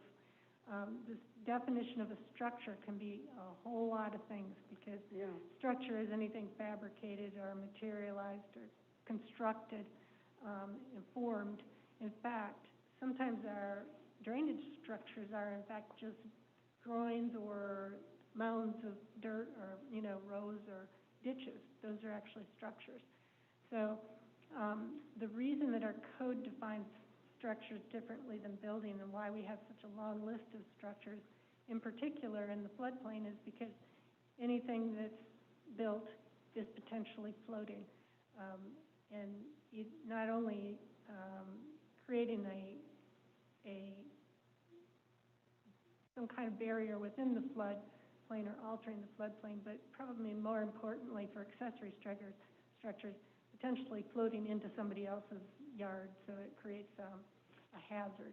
So everything needs to be adhering to the building codes that apply to any kind of construction in the floodplain in particular. What the issue is, and I put a lot of in here, and you may want to just read through it and think about it a little bit more before giving us direction, because we have had a number of cases where people, for instance, in their backyards will build pretty substantial buildings, really, sometimes in that setback area, which is a violation of code, and also usually, well, of course, they're illegal, so we don't even know how well they're constructed. But, for instance, we had somebody build a 10 by 12 full kitchen in the backyard in the setback area. And, with electricity and water and plumbing and everything to it. Of course, they're suing their contractor now because, of course, it wasn't permitted and there wasn't any way to go backwards and permit something like that. The whole point in the setback is that you don't put big structures in it. In particular, most places specify that an accessory structure does not have a kitchen or a bathroom. It's not meant to be lived in, whatever that is. Right. And, normally we think, well, we're talking about sheds or something here and there, but people are pretty creative. And so lately you've had situations where people have installed like a number of columns around the backyard to create, kind of frames for views and things like that around the pool. And our code does not allow for that. We have certain things in this code that allow you to have things associated with the pool, up to 36 inches high that are out in that area, that setback area. But on the water in particular, any shed or any large accessory structure needs to be within the setback, the building setback, because those are just, quite often they're smaller buildings, but at any rate, even a column is a structure. That can include, we do have people come in and get permits for even just laying down a patio, because we have to look at impervious surface and all that kind of thing as well. And so that's something. Is a patio a structure? It's a structure, yeah, Okay. by code. We have to permit it, especially in the floodplain, because we've got to count impervious surface and also make sure things that are laid out don't crumble or float in the neighbor's yard during the flood. Okay. And it only takes 1.5 to 2 feet of water to float a car. So almost anything can float away if it's not properly secured. And FEMA has all kinds of requirements for securing things properly and also venting anything that has walls. So we do look at everything. It's not that they can't have it, but there are some codes. Okay. So over the years, just like really most of these, if not all of these, especially on the water, the city hasn't allowed accessory structures in that setback area, or out, between the water and the setback line. And they're just very seldom anybody complains about that, because that's just understood, you're not building out in the setback, it's not part of the building footprint or building area on the lot. But, I know, recently we had someone here complaining about that. We've had to code enforce on a couple things like the huge outdoor kitchen, some tiki huts and things like that. You can have temporary things, so sometimes people have that stuff on wheels, or they move it around and they could store it in the garage if a storm's coming, that sort of thing. But anything that's affixed to the ground is supposed to be permitted, and it's not supposed to be in that setback area. So that's something I put in here and gave you all the standards that others are using to look at, because it's pretty consistent with the way it's done, but again, you have to establish what your standard is here. So We don't get much of it. We need some time, I think. Yeah. It's So a even lot a of swimming material. pool slide is not code. Well, you can have, it depends how far back in the yard it is, because a lot of times people will put that end of it. They don't have too many of those anymore because of insurance, I can tell you, having had a pool, but the slides, depending on where they are in the yard, sometimes you'll find that the pool is still partially within the setback, and if they come in and talk to us about what they plan ahead of time, we help them figure all that out. But typically, we don't get any requests for slides. We do get the fountains or waterfall type things, or little bars next, seated areas and bars next to the pools, that sort of thing. And usually there's a way to work that into, if you're careful about the height and the design. We spend a lot of time with the pool people helping work that out. We've also come up with some graphic standards to help them figure out how to deal with the slope in the backyards towards the wall, to how high their deck can be, that sort of thing. But right now, we're looking at a 3-foot lift. That's pretty standard, because again, that's all area that's not supposed to be built in, and so those are exceptions we make for pools and things associated with the pools. Some places do allow trellises and gazebos, but almost, across the board, they don't allow them in that, on the waterfront back in the setback area.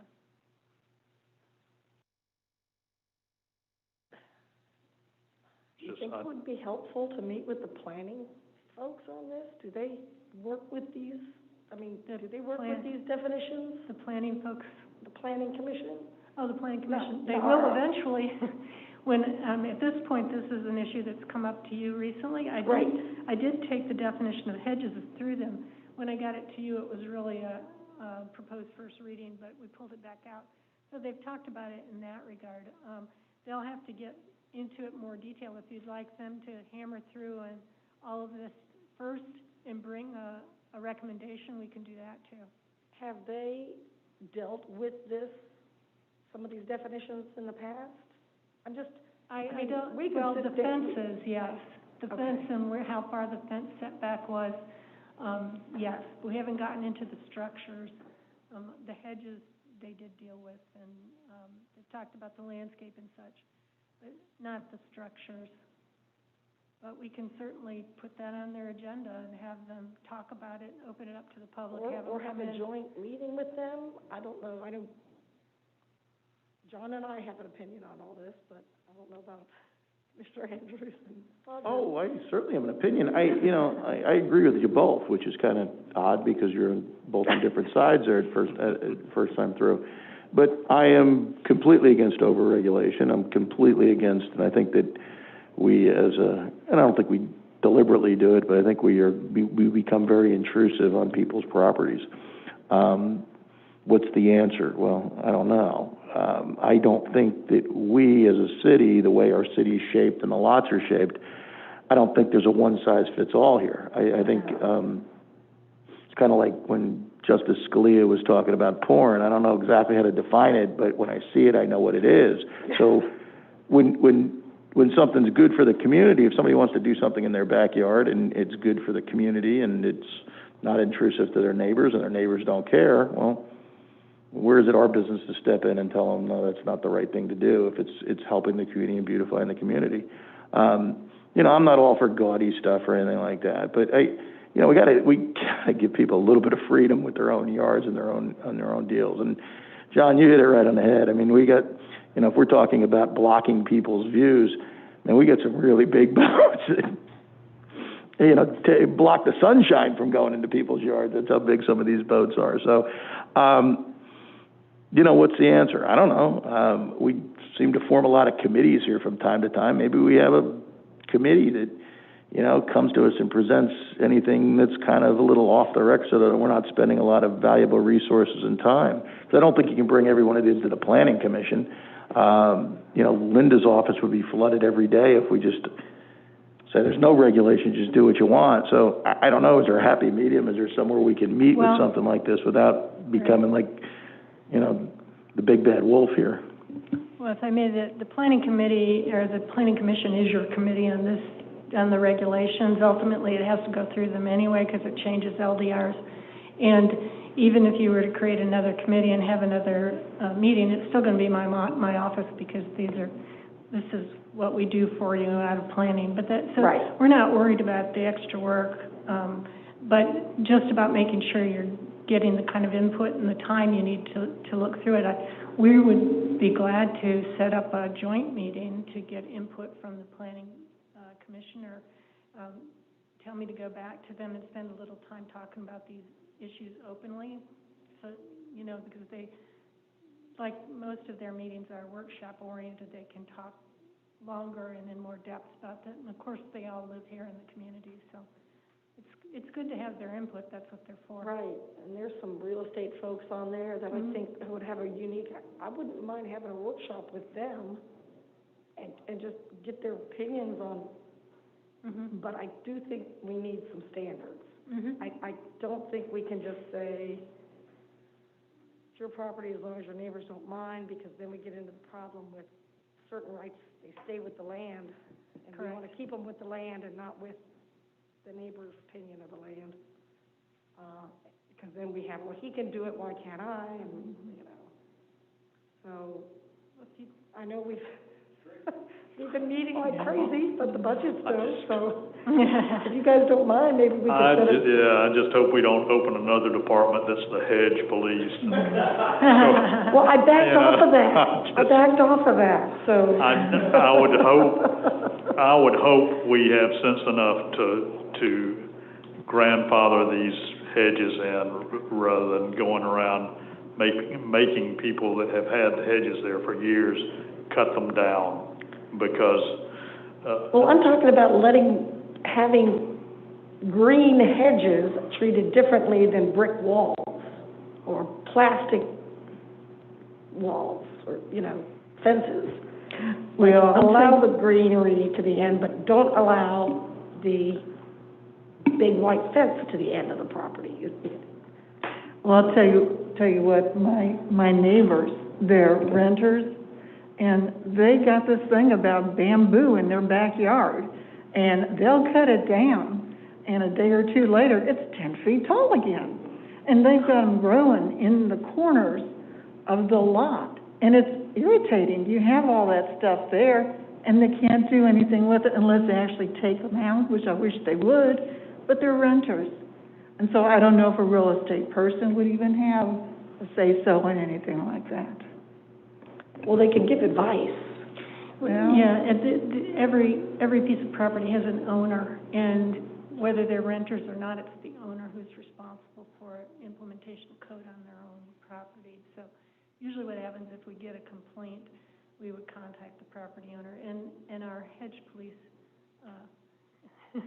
is actually the code enforcement staff. Okay. And as I said, in these backyard hedge situations, the only time they can or will act is when there's, something's drawn to their attention. Usually at that point, the neighbor's already angry about it. But even then, we always contact the property owners and we have, help work things out if we can, or make suggestions. And things go on a long time where we try to work with them and give them time to deal with the height of their hedge if that's the offense.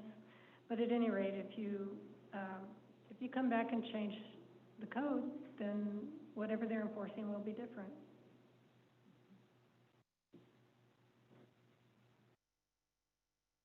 Well, your chart is very helpful to get us started on this. Obviously, we need more time. So do we want to meet the planning folks, or do we want to ask the planning commission, or do we want to ask the planning commission to whittle this down with their thoughts first? We should, I mean, we want to keep it moving. I'm good with either one. Well, I could see it going back to the planning commission. I would like to see trees left in there. I would like to see a grandfather clause left in there to where we're not going around and being the hedge police and making people cut down hedges that have been there for years, because I, you know, if the city's been lax over the years, then shame on the city, but you can't come back. I don't feel like you can come back after people have, you know, some of these hedges have got a lot of money invested in them, and you're gonna make people take them out. Well, that's why we need a standard that everybody, we can say, here it is. Well, Never my gonna point, change, you know, this is what a structure is, this is what a hedge is, this is what, because right now, if you read through our ordinances, they don't make much sense, and it's difficult for a homeowner to figure it out, so. I agree, but at the same time, a lot of them are already there. And do you really, and that's why I say I think you need to grandfather them in rather than making people go Sure. dig hedges I agree with up. that. Okay, that's all I was saying, really. But you know, and you've got a lot of people that, But let's if the face it, hurricane they blows may it not be over- able to make their house into a McMansion, but they can put a swimming pool in the backyard, and they may want some privacy. Right. And so what if they want some privacy? Let them have it. But if a hurricane comes through and blows that hedge over, and we have decided that that hedge is no longer part of our plan, they can't replace it. This is what I'm saying. You can be grandfathered in for what's there. But if you lose it, if it burns down, or bugs eat it up or whatever, we're not gonna let you redo it. And that's what you need a starting point. From this point forward, here's what the law is. I'm just saying. Okay, I'll be dead by then, so. Okay. All right, so are we in agreement? We're going to let the, planning commission whittle on this, and hopefully, I'd like to see them leave trees in as an exemption to the hedge, which it has been. It always has been, yes. It has always been. So I would like to see that kept in. Other than that, yeah, let's clean it up. Mayor, may I ask just for clarification, after they come up with their list, do you want a joint meeting, or do you want them to report back to the BOC, and then you all can take the next step? Or I we would can put it into the ordinance? think we could just have the chairperson of the commission report to us on their findings. I don't know that we need a full joint meeting with them. We can do it during a regular workshop. Okay. Sounds good. It'll take them a couple of months to get it ironed out. Is that it? Is that acceptable to everybody? Is that good? Absolutely, yep.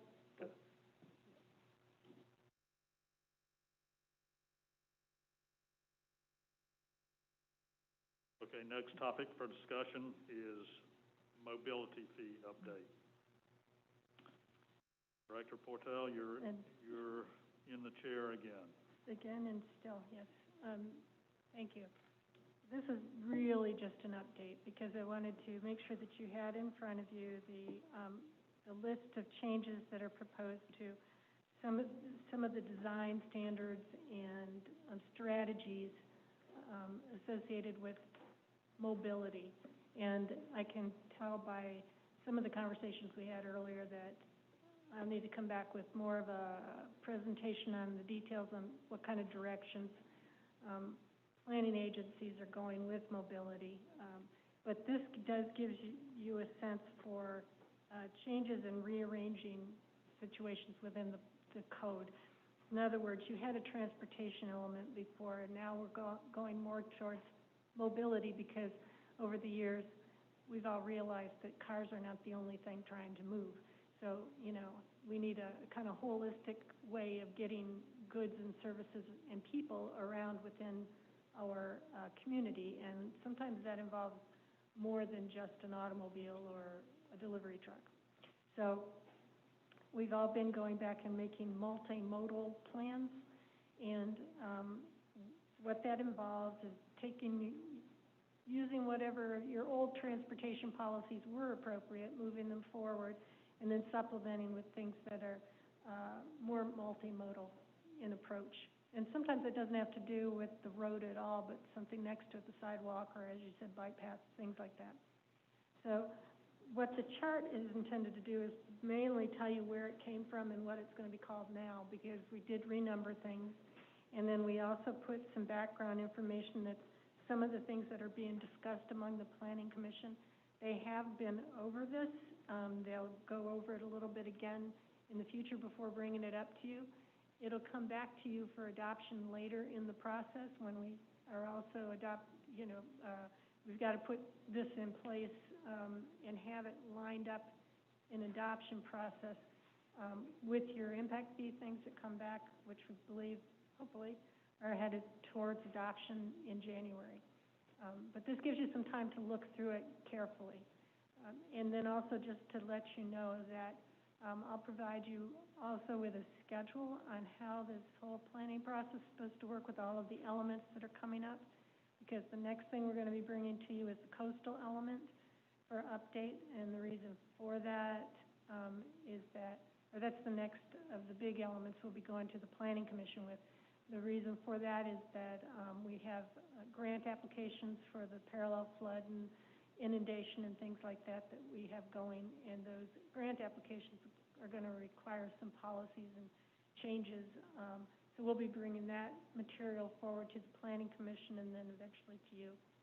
And then we'll also be coming back to you with the other public facility elements that were affected by impact fees, the recreation, conservation issues that'll be handling and dealing with sea level rise, which they've never done before, and then public facilities. So just wanted to let you know, sometimes it seems like we're moving through this slowly, but it's a lot of policy to get through and a lot of community input to collect. The Planning Commission's been really busy with that, and they get really tired of seeing us, I'm afraid, but we keep dumping more and more material on them. But they've been good about coming back with very specific questions, and even though the public's not been showing up, imagine that. It's really hard to get the public to come out and talk about planning, but we're really hoping over time we get more and more input from them. It's difficult now. Typically what I would have done is schedule meetings out in the community, and what with COVID, we're all challenged this year, and it just happens to come when we were supposed to be doing community planning. So we're going to try to develop more and more online presence and opportunities for people to make input online to try to continue collecting data on all of these items. And I will be bringing back a schedule that shows all of what we have to go through with all the hearings and the advertisement, and gives you a timeline for what to expect over the course of the next year and a half.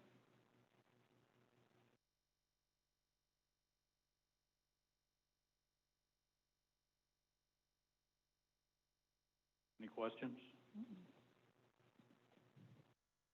I just have one of Linda, if I may, Mayor. The mobility fee, or the ordinance that we went through with the LOS, that goes to the state on a transmittal. Is it 90 days that they have to look at, and so we'd be looking at that sometime in the January, February timeframe? Yeah, actually, I think they have a 45-day window of review. I got to double check that, but the way we had set it up on the schedule was that all of that would be coming back for adoption together in second reading in January. Okay. That's our intent. This material does not have to go to the state, so it's on a more deliberate track, I would say. But the intent is that you'll be at second reading on this at the same time you're at second reading with your impact fees, because they all support each other. Thank you. You know, I failed to, ask if there were any public comments on the backyard regulations. I don't think we have any here, but, and is there any other comment by the commission on mobility fees?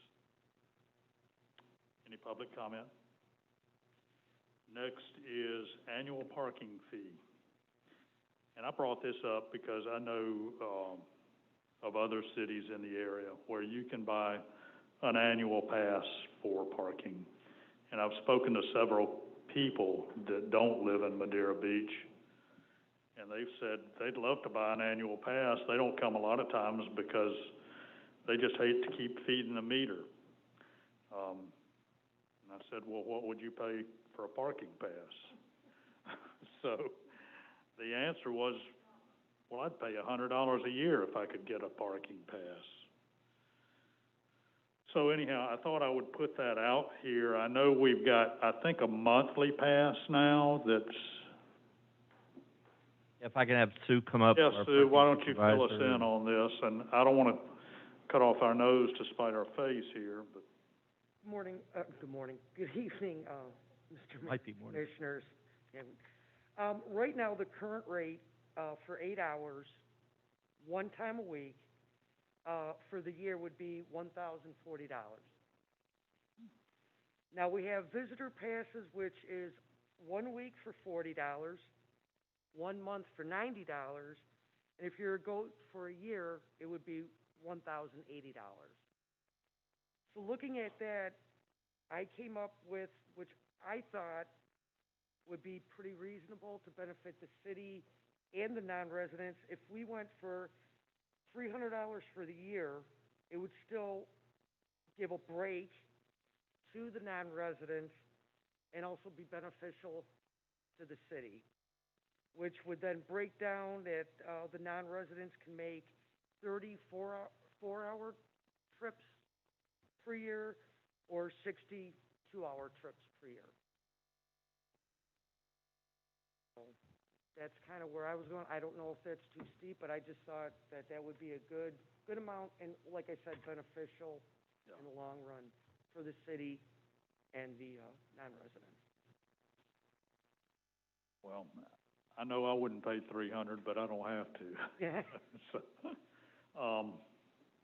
Treasure Islands is $45, which is, well, that's for residents. I don't know that they even have one for non-residents. As far as I could see, Mr. Mayor, no.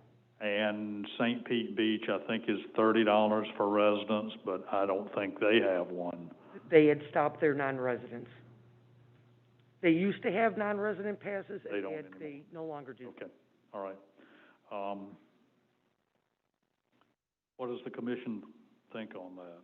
Is that something we want to look at, or is it something we just don't want to look at at all? Considering where we are right now with our stickers that we get every year for our vehicle, would that mean we don't get the stickers anymore like we have them? Oh, no, this is strictly for non-residents. Non-residents, okay, all right, thank you. Don't touch the resident stickers. Okay.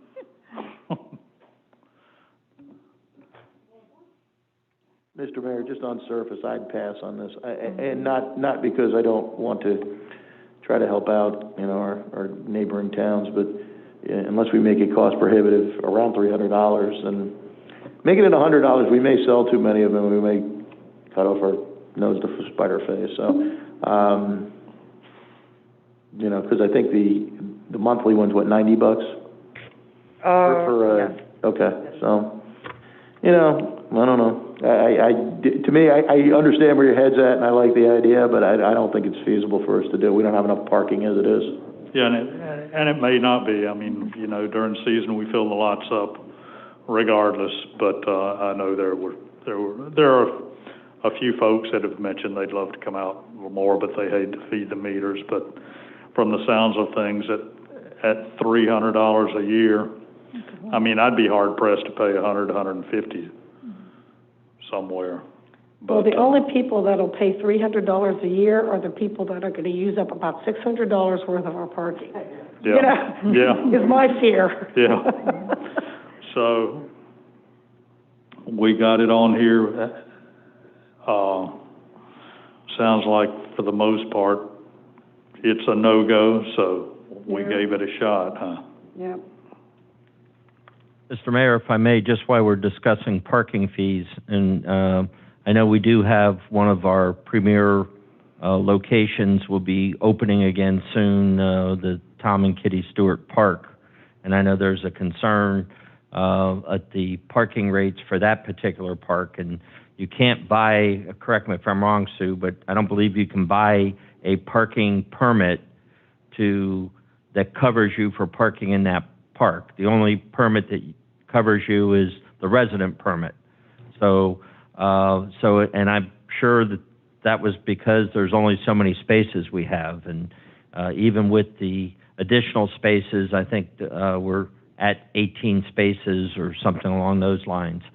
So I didn't know if you all wanted to maybe look at and we can discuss this later. I just wanted to throw it out for food for thought for you of looking at a increased rate for that particular lot, since it's probably going to be getting more use from non-residents there than the residents. So just, I know when we do a special event for like the Seafood Festival, they'll do $20 for parking for the Seafood Festival. And so I'm not sure if that's something when we look at our fee resolution and maybe look at specifying that particular park at a certain rate. So we can discuss it later. It's not on the agenda, but I just wanted to throw that out for food for thought for you.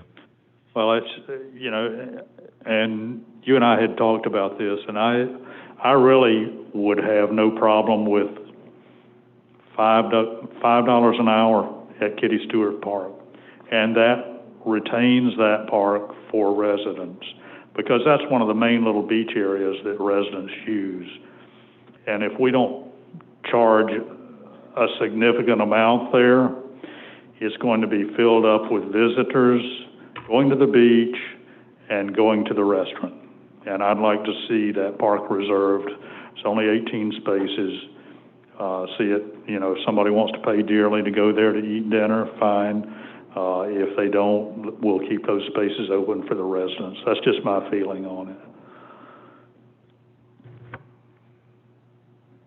We can put it on a future workshop or at a meeting, and I just wanted to throw it out so y'all can give some thought to it. Okay. Thank you, Sue. Thanks, Sue. Next is Gulf Lane roadway improvements. Mr. Ahern. There he is.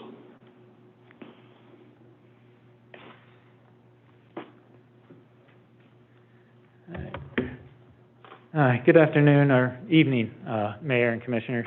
I am here tonight to present the proposal for the Gulf Lane improvements.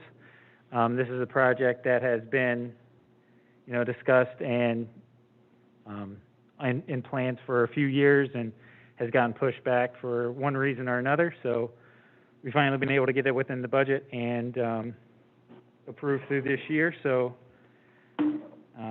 over the years, Gulf Lane has had multiple layers of resurfacing done, and that's created a non-uniform drainage pattern throughout the pavement. So some residents feel those impacts more than others. So the goal of this project is to make it a more uniform design and be able to drain it properly and get it out of their properties. So with this, we are requesting approval of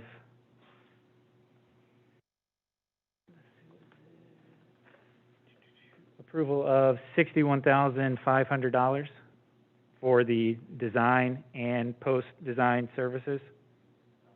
I'm sorry. That is the wrong document. Bear with me, I'm sorry.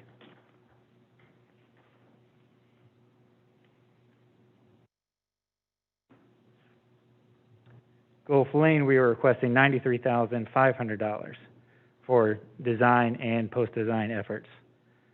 So if you guys have any questions, I'll be happy to respond. My first question is, did that go out for bid? For the design? Yes. No, sir, they are under, continuing services contract. So they were selected for the RFQ, in 2018, I believe. Is this the entire length of Gulf Lane? Gulf Lane, correct, yes, from 130, Yep. 30th to 135th. So, as I'm looking through, so who are Applied Sciences then? That is the, so that proposal is for the beach end parking lots. So those street ends that are right at the access points that are anywhere from 8 to 12 spots on average. Also the larger lot on 130th, that's included in the, parking lots. So they're two separate projects that are, Right. the areas are basically on top of each other. And when you say design and post-design, what do you mean? You're talking about doing the entire project? Or? So, not the construction. Okay. So they'll do, any questions that the contractor may have, any RFIs or change order requests, they'll handle those items. So you're looking at $93,500 for design and post-design for the road, and $61,500 for the design and post-design for the parking lots? And they're two different companies? Yes. So the parking lots, do you want to intermingle them now, or do we? Well, I'm Okay. just wondering why we're dividing them. Sure. Can't we just say someone do soup to nuts here? I mean, I see two surveys. We're talking about one survey for 10 grand or something. The next one is like 6. Can't we get one survey done for 12 and cover the whole mess? Well, the original, I'm talking about the beach parking lots specifically right now. Okay. I reached out to one of the other consultants that were selected during the RFQ of 2020. They had selected a survey company to do the survey for that area, for the parking lots. Their initial response came back at 5 times higher than the survey that I currently have shown for the beach parking lots. So through negotiations, we were unable to agree on a price that I was comfortable with, and that the consultant's chosen survey company were able to provide. So at that point, speaking with the consultant for the beach street ends, decided it would be probably easier if I went out and got a surveyor that I wanted to use. So I had already spoken with Dual about doing Gulf Lane. I said, hey, you guys already be there. This works out better. Can you survey it as well? So essentially, yes, the same surveyor is going to be doing both projects. So this amount of money we're talking about is just for design and survey. Surveying it and coming forth with a plan to fix the drainage Yes, and none of the construction. correct. I think we should rebid this from A to Z. I mean, why are we dividing it? So your preference would be to keep the parking lots and Gulf Lane together as one whole scope? They're all connected. They're all connected, correct? Yeah. So, don't you think it would be, if we had one company out there doing the whole thing? So the intent I had was to have the parking lots designed, to have everything designed, and then, you know, phase out the construction to where the majority of the parking lots are in a condition to where it could be done more cost effectively by mill and resurface. So that would not need a lot of design. That would mainly just need a survey and, you know, a conceptual plan. And so if we jump back over to we jump over to the parking lots, I know that task shows a lot of extra work. I am, you know, going to do everything I can to keep it within the first 2 tasks that's spelled out. So I know that that's showing to be a very expensive project, but I do not believe we'll use all of that request. I expect to stay within, the intent is to stay closer to that $27,000 more so than getting into that 61,000.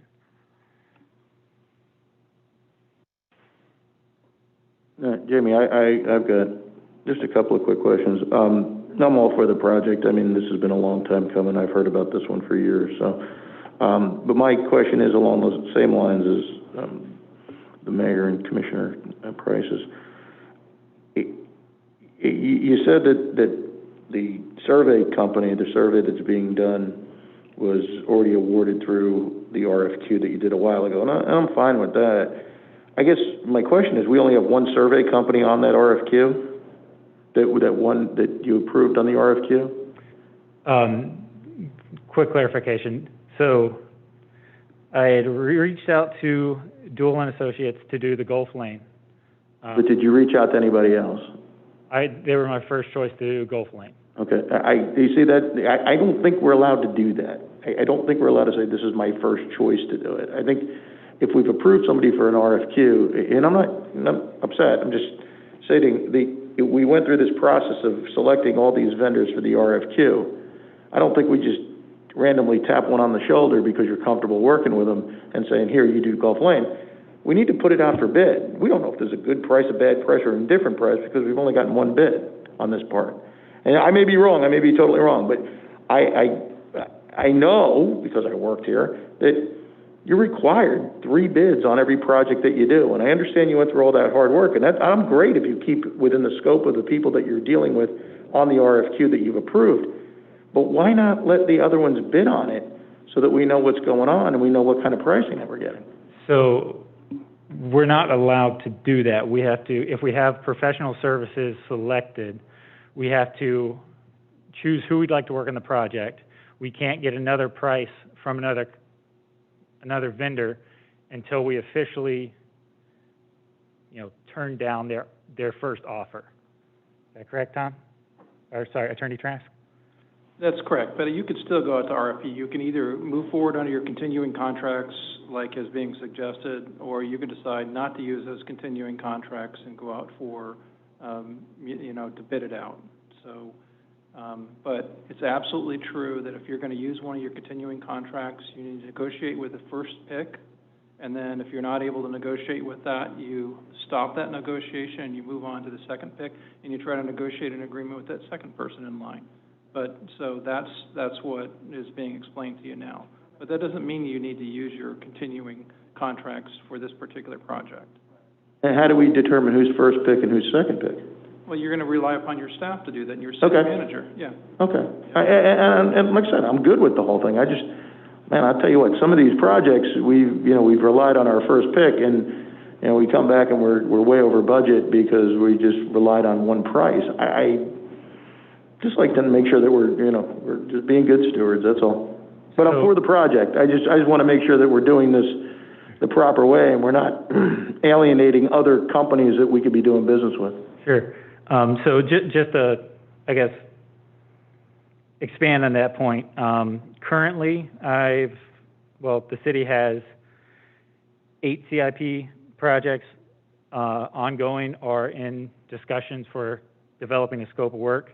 And within those 8 CIPs, we have 8 different consultants that are part of our continuing services contracts. So we are spreading it out. It's not being all funneled in one. So I feel like that's worth clarifying. No, and I'm cool with that. I just seem to see Duell's name a lot, that's all. And if we're using 8 different ones, Duell's name just seems to pop up a whole heck of a lot more than any of the other ones. A lot of the ones, otherwise, there's still some scopes that I'm still negotiating, so that's why you probably haven't seen them. But I assure you there are additional consultants getting work. Without putting this out for bid, how do we know if these are good numbers? That's what Commissioner Andrew, and me too. And why are we splitting it into 2 if we can get volume discount or whatever, it just seems to me it's 5 blocks, it's a narrow road, and then there's, what, 5 street-end parking lots? With anywhere from 5 to 10 parking spaces, right? Or less. There's one larger one and a handful of other ones, so I think Yeah. 6 or so, but yes. So, I mean, if that's the preference of the board, then I just think it's worth exploring. Jamie, can I just ask you, and maybe I heard something wrong, but you're looking at milling and repaving, not necessarily drainage work in the parking lots and the street ends by the crossovers, is that correct? that's the intent, depending on what's discovered during the geotech and, further investigations. We might have to do a little more, but just based on a visual assessment of it, that should be minimal. And that's the intent, is to keep it to a minimal, Whereas Gulf Lane, you already know you have to do some drainage work there and also probably rebuilding the roadway. I know it's a small roadway. Yes. But, so there it's, in itself is going to be a lower cost, but you still have the stormwater system that you have to repair and so forth. Is that correct? There'll be a lot more design involved in Gulf Lane than the intent for the beach street ends. So in your opinion is... Street ends for free. I just wanted to get to the bottom of this. So was that your train of thought, though, when you separated the two projects? One is just more of a mill and repave project that you could probably even oversee some of that work that's being done, and then the other one is, a design and then the contracted out part, correct? Correct, yeah. The street ends are, the intent is to treat those more as a repair more so than, a bigger construction project. I feel like there's value having the same surveyor. I don't necessarily know that, similar design wouldn't hurt, but I just... Well, the design and the post-design for the road is $93,500. The design and the post-design for the parking lots is $61,500. That's not... Who's ever doing the parking lots is charging $61,500, and that's just ancillary or minor compared to what you're doing to the road. It seems like that's a high number. For the 61? $61,500 is just for the parking lots, correct? Which I'm assuming the area for the parking lots is smaller than the area for the roads, or, I don't know, how do they compare? So that also includes additional geotech that, is probably going to be more optional type services. So, again, that's where I know these numbers look a lot higher, but I really am intent on keeping it, significantly less than the whole scope.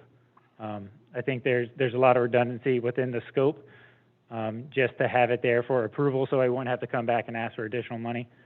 So I was just hoping to get the design, to be able to do it, to expedite the process without having to come back and request approval for, another task.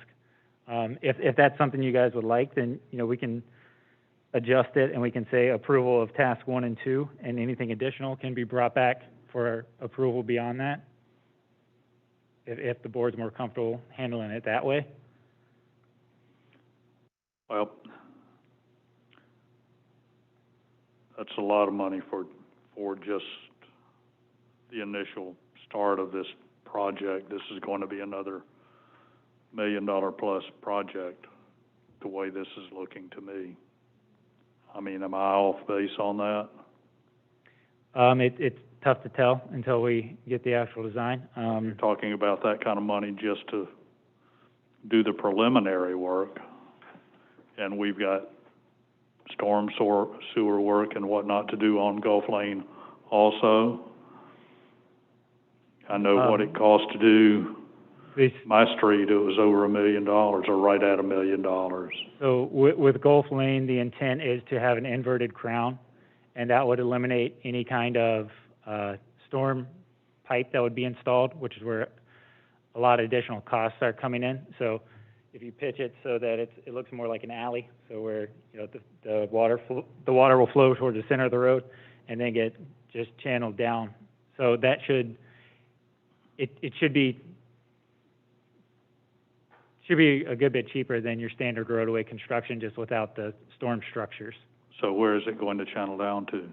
It'll go to the ends, and at every intersection. Again, depending on the design, but likely it'll go to every intersection and then divert out towards Gulf Boulevard.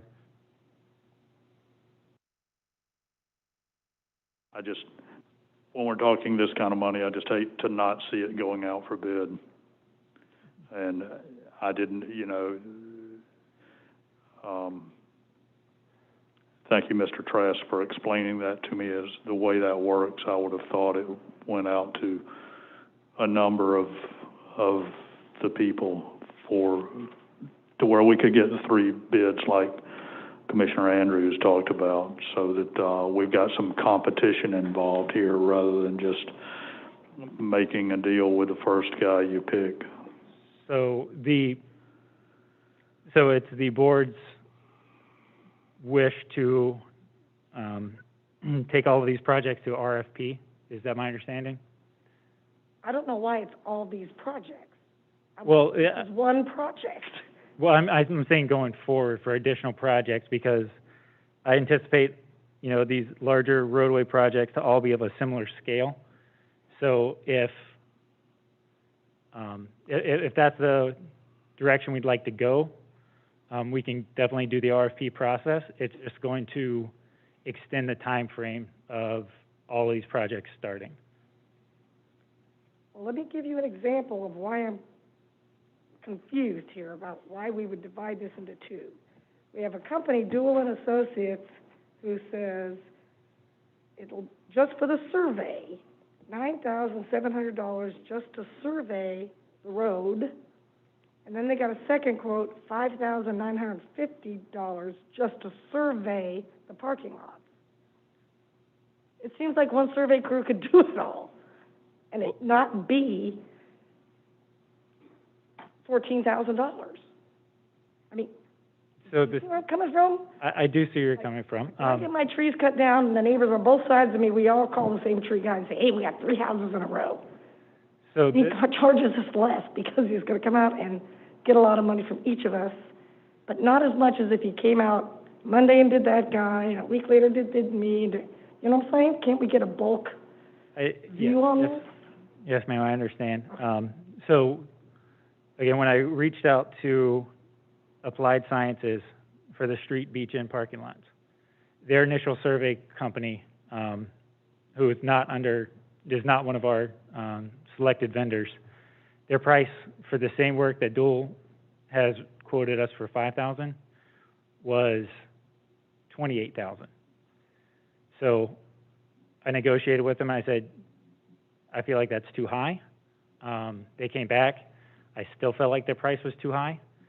At that point, I had already begun discussions with Dual for the Gulf Lane, and that's why you're seeing the $5,000 for the beach ends to be $5,000 versus 5 times that much, because they are going to already be on site and they will be able to duplicate those points. So in a sense, yes, we are getting the volume price for the survey, because it will be the same crew, 2 separate projects, same crew, same information.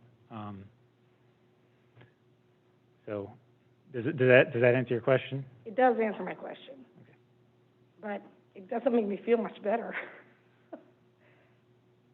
I don't know.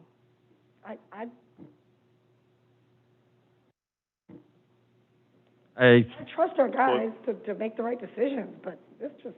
I think what I'm hearing is the board would prefer to go with the RFP route. Is that correct? I would feel more comfortable with that. For when you're talking about as much money as these are, and it could be we come back to Dual, but certainly I think these vendors, if they know these are going out to all of your, and maybe we can't do it this way, Mr. Trask, but I would hope that if we've got a nucleus of vendors that we put this out to our group of vendors rather than negotiating with one, then negotiating with the next if we didn't like the first one and on down the block. And correct me if we can't do it that way. I mean, I'm new at this, so. So that's how this conversation started, is that, yes, you can use the process that is being discussed right now and try to get your best deal out of the first vendor. And if it's not successful, you're not satisfied with that, you can move to number two. Number two is not, in other words, successful in negotiating, you can go to number three. But so you can use that process to negotiate downward, but at some point you're going to have to make a decision. So you may not get your best deal by letting the first one go by. Well, my point is, though, you can't put that out to bid to all three of those vendors at one time. You've got to do with them one at a time. No, that's the RFQ process that we went through. You basically went through the process to determine who are the best qualified people to represent your interest and do your projects, and so you've done that. You did that recently in 2020, and so you've picked out who you think are the best people, and now you're giving them the opportunity based upon that to provide this particular service for these two little projects or whatever. So you've already figured out who's the most qualified. Now you can go out and do the RFP process if you want to do that, but you're not necessarily going to find the most qualified person. You've already made that determination. This is just going to be the best price, for example, versus the most qualified. Well, I'm just talking about putting it out to the other, what have we got, 3 total vendors? We've got Can we do an RFP within the people we selected? No, you need to be doing the RFP. Open. To get the best result, you're going to need to do it with everyone and not just focused on these 8 different consultants that you already have in your list. Okay. Yeah. So let me just explain why I went down this way, and I don't want to labor the point, but I still have heartburn over the Crystal Island stuff, and I will let it go at some point, but we were handed something, and it basically got shoved into a pile, and it was, okay, we're going to need a consultant for a project that we were way out of line price-wise, and, we need a consultant to look over this for $200,000. And there was no other, $200,000 is a lot of money for somebody to oversee a project. So my question was, how do we know if it's the real price on something like this isn't $60,000? We had no other cost or no other pricing because we tapped the first guy on the shoulder who, again, happened to be dual. I like Al. I got zero issue with him. If we have 8 people on this thing, and I guess, Tom, you just answered this, if we have 8 different surveyors that are approved that we're doing business with, we can't just go to our group of 8 and say, you guys, we have to open it up to everyone. Okay. But one of the criteria in selecting it doesn't just have to be price. It could be, are they an approved vendor? So you're going to want to award it to the most responsible, lowest bidder. So that's what you do. And so you said that better than I was going to. Yeah, thank you. So you may find those that have provided you with a low bid, but you don't believe that they're most responsible because their references came in that they either take too long to finish the project, they are not responsive to the residents when they're working in a particular area. There's a lot of different reasons why you can determine that, even though the low bidder isn't the best contractor, or in this case, engineer, or that is for this particular project. Okay. And Jamie, just so you know, I don't, you're director level here. We should be entrusting you with making these decisions, and I do. That's not where I'm at. I know this process of the RFQ, while it sounded great in the beginning, when you certified these vendors, it seems to me like we're really restricting ourselves. That's just would be my opinion. I don't know. And I don't like being restricted and being, having just one bid on a project. It's just my personal thought. Again, I am relying on you to make these decisions. We're just up here just trying to figure this whole process out, because I'm still a little confused with how it works, to be honest with you. So my personal opinion, the value in the RFQ and having a pre-selected, pre-approved set of vendors is the ability to go to them and get projects going quicker.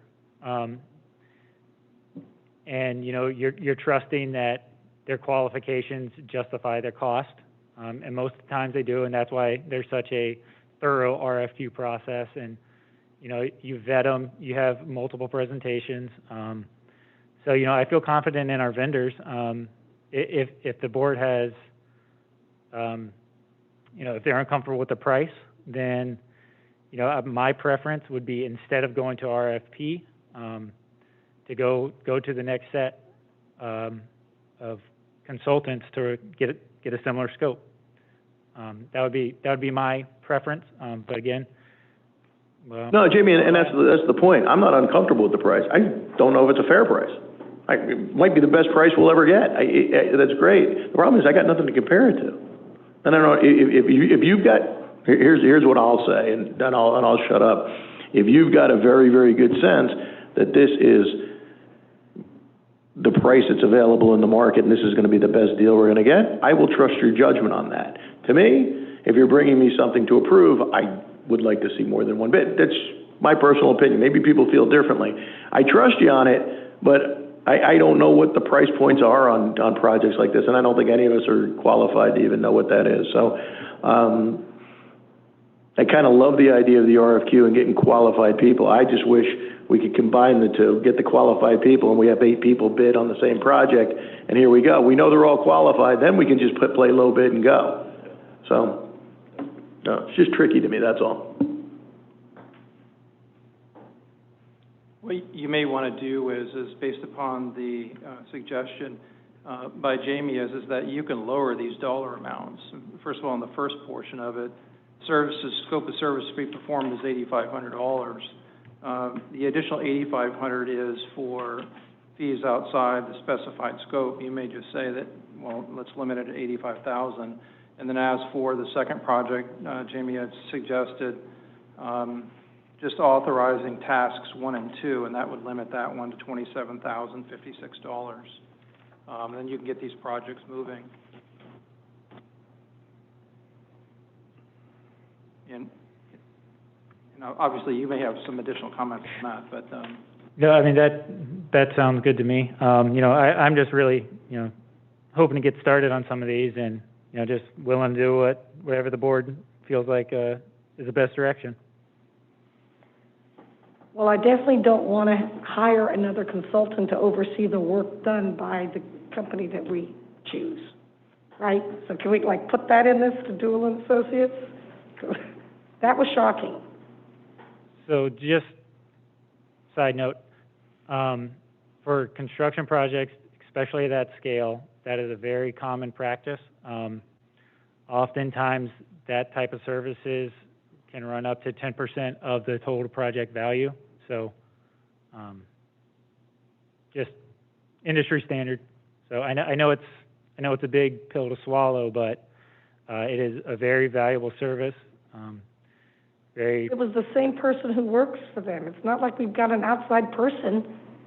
We got They used to call those foremen, that we hired. and that was a part of the job. Yeah. Certainly, yeah, it should have been part of the bid that you oversee it. and that person, I don't think, it's the same. I mean, when I got my road done, we didn't do that.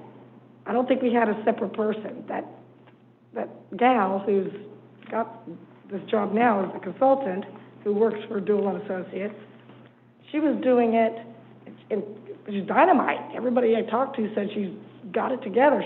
You know, I just don't know why we're paying separate for it. You know, if we're going to hire a consultant to oversee the work that we bid to somebody, let's not have that consultant be part of that same company.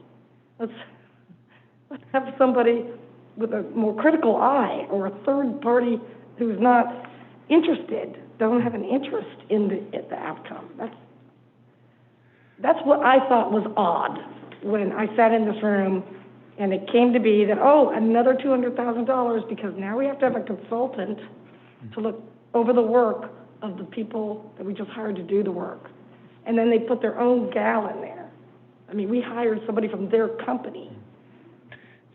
It just didn't seem smart. I mean, I don't know if you were here or not during all that, but Yes, I was. I was a little surprised. So again, that's something that, you know, does happen often. The benefit in having the same company involved in the post-design and the design is that it makes the, again, back to the change orders, makes the change orders a little more smooth because they already have all the information, have it together, are already intimately familiar with the project. So the communications are typically a lot less contentious because there could be a situation where a third party could be inspecting and maybe, you know, trying to get additional work from the contractor, or there could be some conflict of interest on the other side too. So it can work both ways. I understand your concerns and the perception of it, but it's not an uncommon practice to have the inspection and post-design services performed by the same contractor.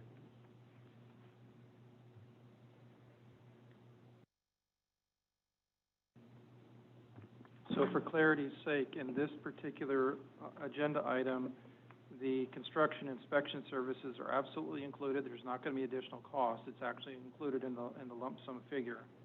The breakdown that is shown in the attachment shows the different values for the survey, the construction plans, the geotechnical investigation, the permitting, and then the construction inspection services. So that's completely included in that $85,000 that was previously discussed. So there will be no additional cost. It's already included. So does this mean we have to use this company to, I mean, we're going to have a totally different company then come in and do the work? To do the construction. And that will be selected by an RFP process. Because And this is already budgeted, correct? I'm sorry, my mic was off, yeah. Well, let's hold them to the 85,000. yeah, it's a tough pill to swallow. I think we need to address this again when it comes up again, Jamie, to where we can, you know. So sorry to interrupt. So is there a threshold that I should keep in mind that you guys would be comfortable with, just so I can, you know, instead of going through this process each time, if I can have something in mind of. Well, how about we don't piecemeal it out? Well, how about if it's one project and all these roads are connected, conceivably the drainage from the parking lot is going to be going down into the road. Why don't we just use it, why don't we call it one project? That would be something I would suggest. So I'm not looking at these going, what? You know, it's one project. It's a 5-block project. So, I don't know. It just seems odd that we got two, I know it's coming out of two different budgets. So part of it's being paid out of X and part of it's being paid out of Y, but it just seemed like there's an easy way to pad the bid, you know, pad the amounts. You know, that's all I'm saying. It was a very weird way, in my mind, of bidding this 5-block project. Cracking it open into two and going to two different people for it. Jamie, I think what we're all saying is we've all got to be very good stewards of the city's money. And there are things, particularly when you're talking about this kind of money, we need to really watch it on what we're spending, and we need to, you know, get every bang for the buck that we can. And we're laymen up here. We've never dealt with this, with the roads and whatnot before. Commissioner Hodges, Commissioner Douthert, and Commissioner Andrews have more so than myself and Commissioner Price, but, we're just trying to watch out to be sure that we're getting really the best deal that we can, and that's what we want all the staff and all the city employees to keep in mind, because this past year was a tight year. You know, this budget year is a very tight budget year, and next year may be even worse, we don't know. So, moving forward, we probably need to get this project moving. I understand that. If y'all think we need to just hold our horses on this and put it out for bid, we can do that, or on this occasion, to get this project going, we can move forward with it. So, sorry, I just want to say, you know, I do feel comfortable that this is a fair price. You know, as I've already mentioned a couple of times, you know, you can even just look at the survey cost that I explained, and, you know, I don't want you guys to think that I'm just taking the first price off the bat. There are negotiations, and I am very conscious of, you know, what the scopes are coming in at. So, I mean, to me, when I got the survey for, you know, the second survey quote for the beach ends, I mean, I don't know how you can beat that for what the first two came back at. So, you know, I do feel confident in these prices, but if, you know, if the commission's uncomfortable with it, then, you know, I can reevaluate it. I'd say proceed. Yeah, I think we're ready to proceed. we just want to be sure we're getting value for the dollar. Very high.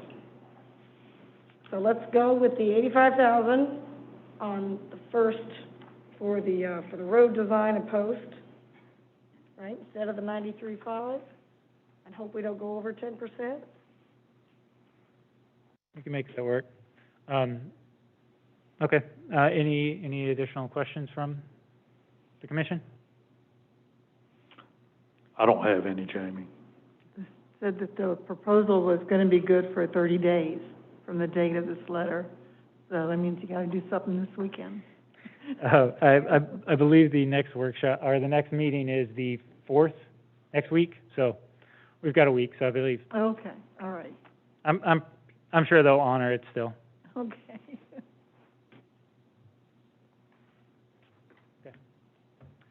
All right. Okay. Thank you, Commissioners. Okay. Thank you. Is there any public comment on this? Okay.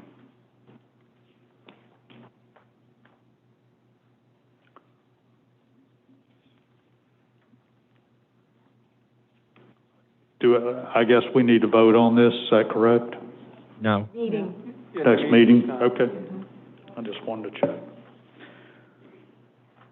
Okay. Mr. Hatch, 75th anniversary of the city of Madeira Beach, forming a committee to plan the events. I've got a couple of band names for you. Oh, good evening, Mayor and Commissioners. I've got the next three topics, and I hope to be very quick. Topic one, the 75th anniversary of the city of Madeira Beach is coming up in May of 2022. My staff and I, we've had discussions with Mr. Daniels and some other key members on staff about forming a 75th anniversary committee essentially as quickly as possible to allow us to start planning in January for festivities to take place, January of 2021, for festivities to take place in 2022. We'd like to do essentially a year-long marquee events, ways we can have marquee events each month, but also utilize events like King of the Beach, the Veterans Boat Parade, existing events, and also enhance the anniversary of the city. Forming the committee now will allow us to plan from January until budget season. So if we do have any additional requests for budgetary funding or any fundraising goals that we're going to have to hit to make these events happen, we'll be well aware of that in the planning stages. So essentially just need the green light from you guys, and then we will put together, and this will be an actual kind of city-run committee meeting minutes, all that stuff. We want to make this, something that we can get the residents involved in and get their ideas and make things happen. So, just wanted to go with that and see what you guys had and any questions or thoughts, and go from there. So do you intend to put this out to the citizens and just say, hey, we're forming this committee, and anyone interested, contact me, kind of a thing? Absolutely. Okay. No, it sounds good to me, Jay. Yeah. Maybe we can even do some, fundraising to help with it, T-shirts, whatever we can do to bring some income in to help fund this thing. But, sounds like a great idea. Okay. Yep. All right. So, next is, the title's a little confusing, but, currently in the fee schedule, fitness classes are, listed as a 75%, 25% split between instructor and the recreation center. Oh, actually, did we have public comment on the last one? Did we need to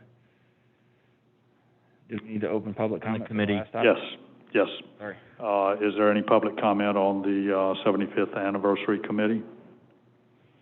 Any volunteer members out there? Okay. Next is the rec center discussion of ideas on donation split. Okay. Like I said, the donation split's kind of confusing topic or title. Currently, it's a 75-25 split between instructor and rec center. Instructor receives 25%, rec center is 25%.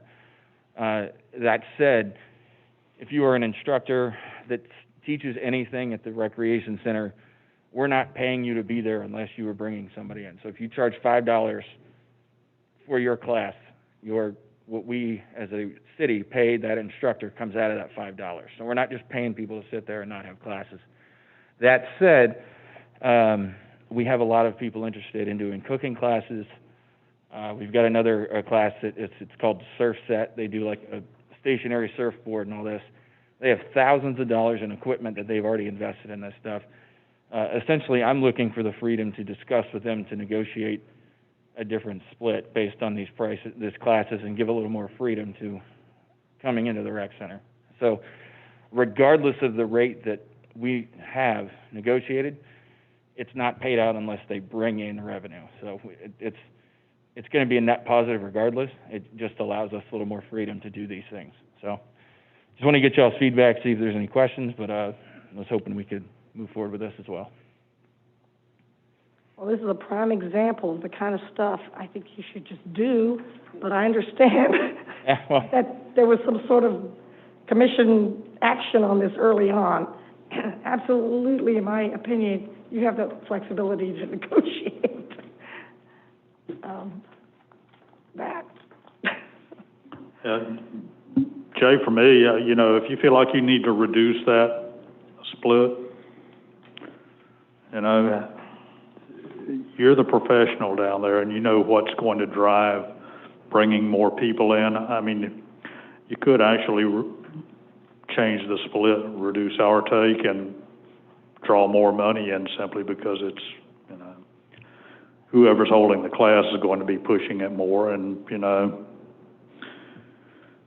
I don't know if the rates for the class might be reduced, but that might bring more people in also. I don't know. But I'm fine with you negotiating what you need to do to get it going. You're starting to sound like a little rebel like your predecessor, man. It's good stuff. Look, I mean, we were talking about over-regulating things a little earlier, and frankly, this was, his predecessor had a little bit more free rein than this young man's being given. So, frankly, it's difficult to do this and just put everybody in the same box. And actually, it's not difficult; it's impossible. And you're going to lose a lot of revenue opportunities by saying, "Hey, well, you go out pay for your stuff, but you still give me 75% or to 25%." Probably not going to work. But I think we should, entrust the professionals that we have in place to negotiate deals that are in the best interest of the city, period, end of story. Okay. Crank it up, Jay. Any questions? Anything? Don't come back to us with this kind of stuff again. Well, I know.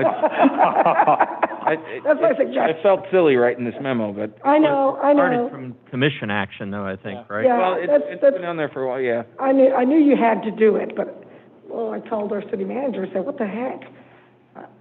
This is really micromanaging. You do what you can to generate revenue for that rec center Okay. and for the city of Madeira Beach. Yeah. Sounds good. Any public on this one? Is there any public comment on this fee schedule? Next on the agenda is $2,500 donation for the Friends of Parks and Recreation. Jay Hatch. Okay, so as it stands, we are in the process of, we've had a couple of initial meetings for the Friends of Parks and Recreation. We have had legal conversations, essentially how to get them incorporated, how to get them to a point where they can raise money as a 501c3 and accept donations.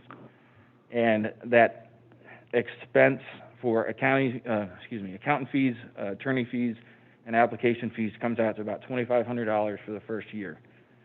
So essentially, we would utilize this $2,500 as seed to get them started, and then they can get running raising money for this organization.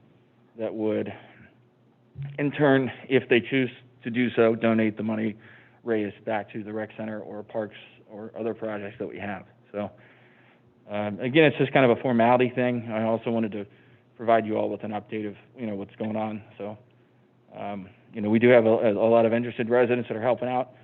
It's kind of confusing. This group is separate from the 75th anniversary committee. We will probably have some overlap, and then for sure an event or two held by the volunteer group that will take place during that year as well. So, but this is just to get them going. We've got the money in our promotions account, and I think this investment now over the long term is going to pay off quite a bit. So that was it. Any questions on that one? I think we're going to see the money come back just many times over with what we're talking about doing for our parks, with getting private businesses and residents involved in taking care of the parks. So that's a go for me. Commissioner Price, are you going to say it, or am I? Don't bring us this stuff anymore. Are you kidding me? Come on. You're running your business. You got it in your promotions account. Do what you need to do. And Okay. Well, thank you. Any public comment on it? Nope.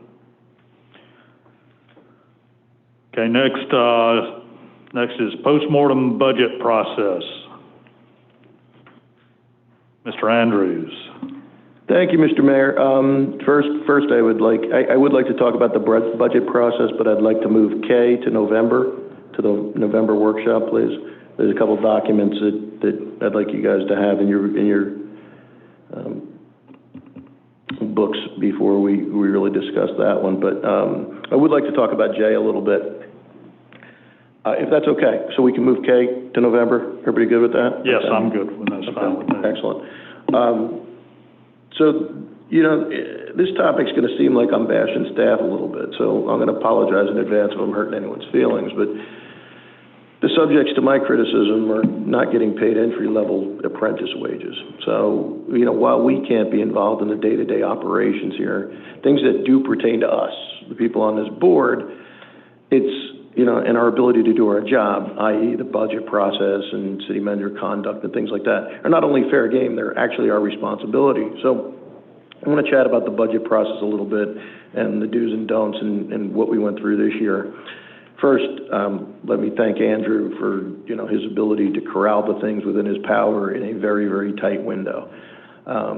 I was obviously on the forefront of wanting a new city treasurer, and while that didn't happen immediately, I am ecstatic that Andrew got to build his own budget and not spend the next year trying to untangle a mess from somebody else, okay? So that's a good thing. So in fairness, though, while I may not be sitting here this time next year, for budget year 2022, you lose the new guy status, okay? You're here now, okay?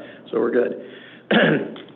But I do want to thank you. I think you did an excellent job given the window that you were given. So thank you very much.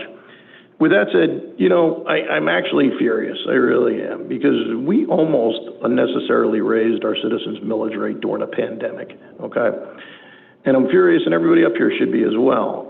It has been and should always be a requirement that our well-paid director staff be attending every budget meeting. Every budget meeting. I mean, unless, of course, you know, we make times where, okay, these guys don't have to be here. But if we have questions, that's the people we need to ask, because when I worked here, it's probably one of the most time-consuming, biggest pains in the butt, but the most important thing you're going to do every year. But, you know, what these budget meetings are essentially for, they're not here for us. They're here for the department directors to sell their budgets to this board, okay? Now, I know things come up, you can't make it, but if you can't make it, send a rep. If you can't send a rep, make sure the city manager has your information. That did not happen, and we're almost embarrassed into making an enormous public relations blunder, okay, that we've been unprepared for. Yeah, I know it was just 1/8 of a point, but what it symbolized a year after raising the millage rate 25% is we're not keeping up with our word, and I know there was a pandemic, but I think we really need to be accountable for it. Now, the real reason to discuss this and the real reason for reform is why are we going to raise it? Heck, I voted for the millage hike twice. I know Commissioner Hodges did as well, and I know Commissioner Price did. But my reason was, with what we were provided, it appeared that it was necessary.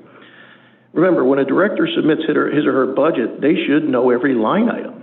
They submit the budget. It's their budget. They put it together, not finance, not the city manager, the director does. And the fact that we didn't have access to a representative of that department for a $2.5 million budget, by the way, is absurd, okay? Now, I'm not Monday morning quarterback. How many times did you guys hear me ask during the budget process about the marina and looking for answers? And if you remember, what we did do is we lowered what I felt, and I guess it was, an inconceivably high revenue number, okay? But there was still no marina people here, whether to fight for or against that. And we never got feedback on the expenditures until the final vote, okay? I just think that, you know, what we were asked to do on the day of that final vote was we were there to take the advice of somebody who prior to the year before had no marina experience, and it was suggested that we raise our city-wide millage rates based on his personal thought on oil prices. So let that thing sink in for a second. It wasn't $20,000 in speculation. We're talking about $700,000 in oil speculation is what we were doing. And the other part of it is a commissioner, okay, in this case it was me, shouldn't have to formulate a solution to get us away from that, okay? I'm not paid to do that, and neither are any of you guys. So I am a little fired up on it because I've had egg on my face before. I'll have it on there again, and I don't like it, and especially I don't like it when it's avoidable, okay? So kind of in closing here, why it's really alarming to me, because this would have been on us, okay? We would have had to take the brunt for this. And I just think the reason, you know, the reason why I brought it up was because I thought it was already a requirement, okay? I think as a board, and you know, it's not a requirement that these guys and gals are here every meeting. To me, I think we're wasting their time. If they're here, if they're not on the agenda, I don't want them wasted. I mean, I want them working during the day. I don't want them here just to show faces and do that. I want them here when they're required here. But I think our first step as a board in this budget process for reform is to require directors to be here during our evaluations of the budget. The second step, you know, while we've, as a board, have spent a lot of time since March evaluating our charter positions, and we've made some incredible moves as far as I'm concerned. I think we should require the city manager to do the same thing and evaluate and make sure that we have the right department heads in charge of each division. You know, this should not be on-the-job training for a director-level person. I'm sorry, I just can't see how it could be. We're paying them way too much money, and there's way too many specialties and requirements that go with each one of these positions. So I, for one, regardless of, and you know, how this feasibility study comes out for the high and dry, if by time we're ready to go and approve this thing, if we don't have the qualified personnel in place to build and run this operation effectively and profitably, rest assured, it's going to be a tough time convincing me to pull the trigger on this. That's all I have to say. I just wanted to lay that out there. Again, Andrew, you did a great job. Next year, I'd really like it to go smoothly, and hopefully it will. Hopefully we don't have any big interruptions and big COVID numbers that we have to make up for. Thank you.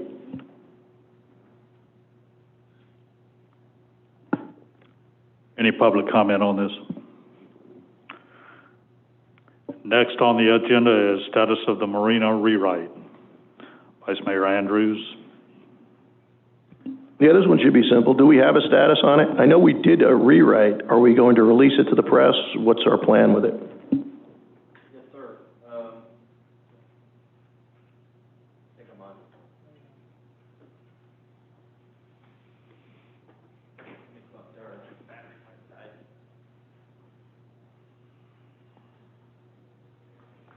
The news or press release went out on October the 13th. Went to all the constant contact news media parties that we had. So it is out. I didn't get it.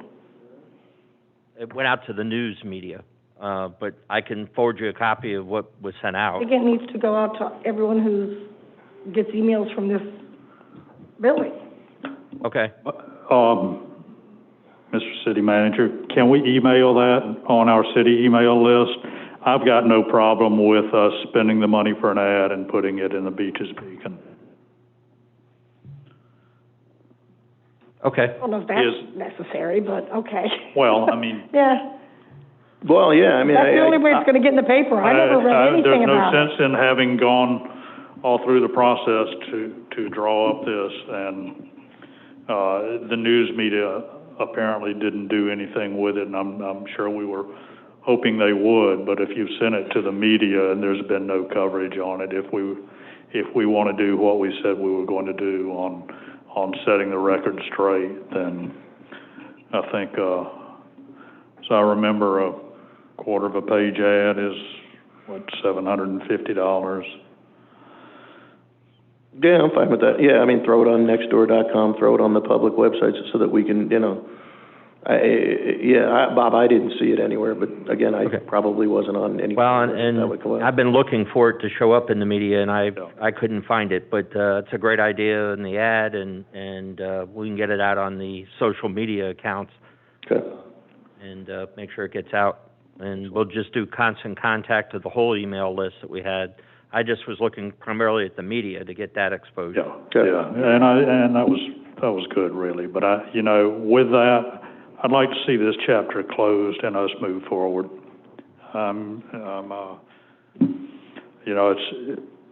We've got a new commission, we've got a new group. I think we're doing really good together, and I think we need to move forward and get this city moving forward and quit looking backward. Oh, yeah, I didn't even want to discuss it. I just didn't see anything about it. I figured we went through all the problems. Yeah. we discussed it 140 times. I just wanted to make sure that it got out. That's why I was saying, I think there comes a time when you need to kind of lay down your sword and move forward. That's what I'd like to see us do, anyhow. Any public comment on that? Next is holiday lights. Commissioner Price. This, again, will be very short. I read actually it was entitled proposal, but we signed it, so I guess it's the actual agreement with our holiday light people. And, we're paying $35,000 for our holiday lights. I was a little surprised, but okay. And, there's nothing in there that says that they will fix a burned out light within any amount of time. That was the complaints I was hearing. Like every third one was out. Another complaint I heard, not every third one, but there would be like a group of them out actually in various places around. And it does say in there, and I would agree that this would probably be appropriate, that they're not going to do any electrical work. If our light poles don't have the outlets working, then we send our own people out to fix it. And presumably, they're alerting us to this so that we can send our own people out, but that's not in the agreement either. And I just expressed some concern about the positioning of some of the different displays. It seemed like all the dolphins, or what I thought were marlins, ended up at John's Pass, and they were beautiful blue, really cool, modern. And then on this end, it was a lot of candles that you weren't really sure what it was because I don't know. So I asked the city manager, please ask them to mix it up a little bit so that there's not 5 soldiers in a row and 5 burned out candles and then a whole bunch of blue marlins. And he said he would do that. And I'm sure, even though it's not in the agreement that they mix it up, I think they will mix it up. And we have to use them again this year, but next year we can put it out for RFP. And I think there's some things we need to add to the agreement, or at least get some buy-in on from our future Christmas light vendors. Any comment? That was it. Just want to let you know. And our citizens to know that I was paying attention at the placement of these lights and the fact that some of them were burnt out.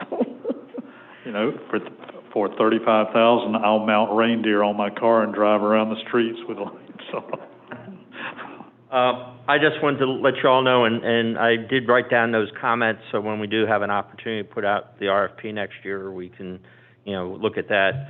I think this must have been like a 3-year or 4-year agreement that we had originally. So, but I also want to let you all know that this year we are going to light the lights in Rock Park.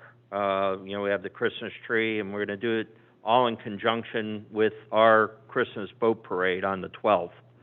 So we're going to have some family events. Unfortunately, with COVID, we had the Merry Market last year with the Treasure Island Madeira Beach Chamber.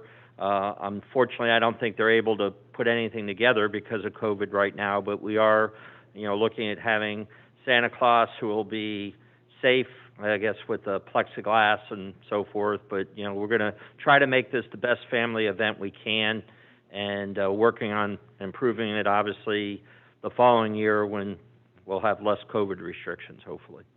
Great.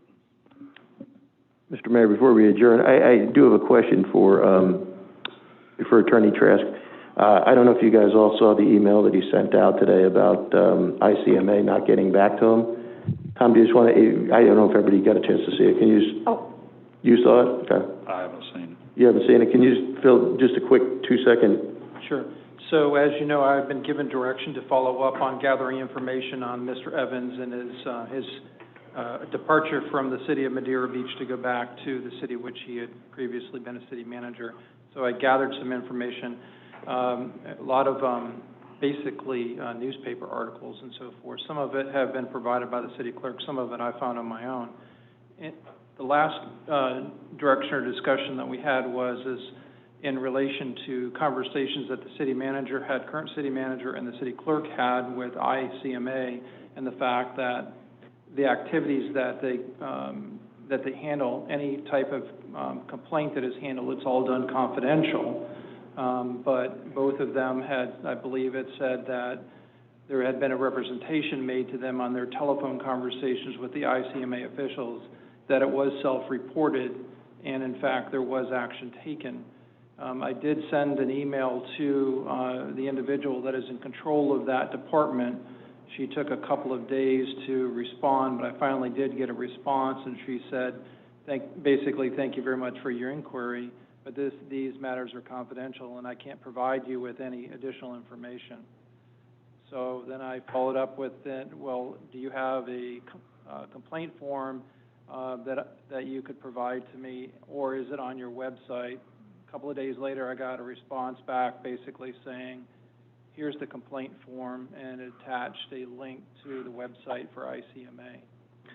So having received that information, having looked through the documentation I had, the question is now, there isn't a whole lot other than, those newspaper articles, and they're only as good as those people that had spoke to the reporter, and only as good as, how credible the reporter was in taking the information. So I don't have anything additional that I could help to add to the complaint. And so I sent an email out to the commission today basically asking for direction. What would you like me to do now? If there's nothing else that you would like me to do, I'm just going to go ahead and close my file. And so that's really what I'm looking for, is this direction from you. And you remember that when we looked at the ethics code that they have, there's really only one provision. And I had our resident expert here sitting immediately to my left take a look at it, and she agreed that there was, and I'm talking about Commissioner Price, obviously, that there was basically only one tenant in the code of ethics that would apply, and that is basically leaving his employment here within a 2-year period of time after having joined the city of Madeira Beach, and he obviously did not make that 2-year term. And so that's kind of where I'm at this point. Obviously you've heard from your other charter officials saying that he did self-report it, and he was, some type of action was taken. I'm not sure exactly what it was. And I'm not sure that we would get any information back once we filled out a formal complaint, because right on the complaint it says it's confidential, the information coming in and the information going out. So even if we did make a complaint, I'm not sure that we would get a response as to this is what actually occurred. So I just would like some direction from you on what you would like me to do at this point.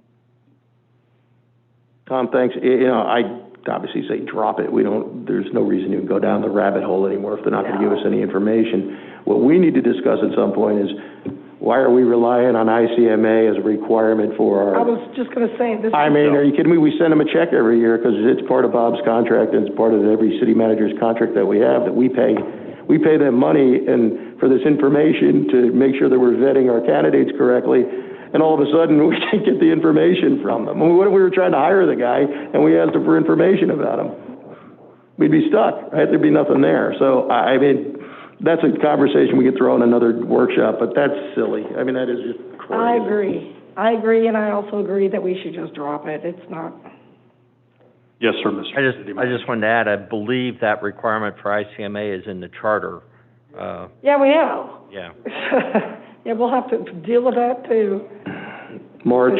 It's a we'll really good throw it on the thing. ballot in March. I just, it's just such a silly thing. And the problem is when you're trying to hire, it's hard enough to hire a good city manager. No offense, Bob. It's hard enough to hire a good city manager if you're putting requirements like that on an organization that, frankly, no disrespect to ICMA, is operating in that type of light, that we're relying on them for information and to make sure we choose good candidates, and they're not giving us the information. The heck with them, man. That's, I just say we talk about this at another time, but wow. Yep, I agree. But at this point, I say let's drop it and let's move forward. Thank you, appreciate that. So is there any public comment about the holiday lights before I adjourn? There was one other item on the agenda. Did you take that off? Yeah. Yes. The reduction of the lien? I think that, I didn't see it on the agenda. I didn't either. Okay. Okay, we move to the November workshop. Right. Yeah. There is one other issue I want to discuss. I'm not sure if it made the final agenda or not, but we do,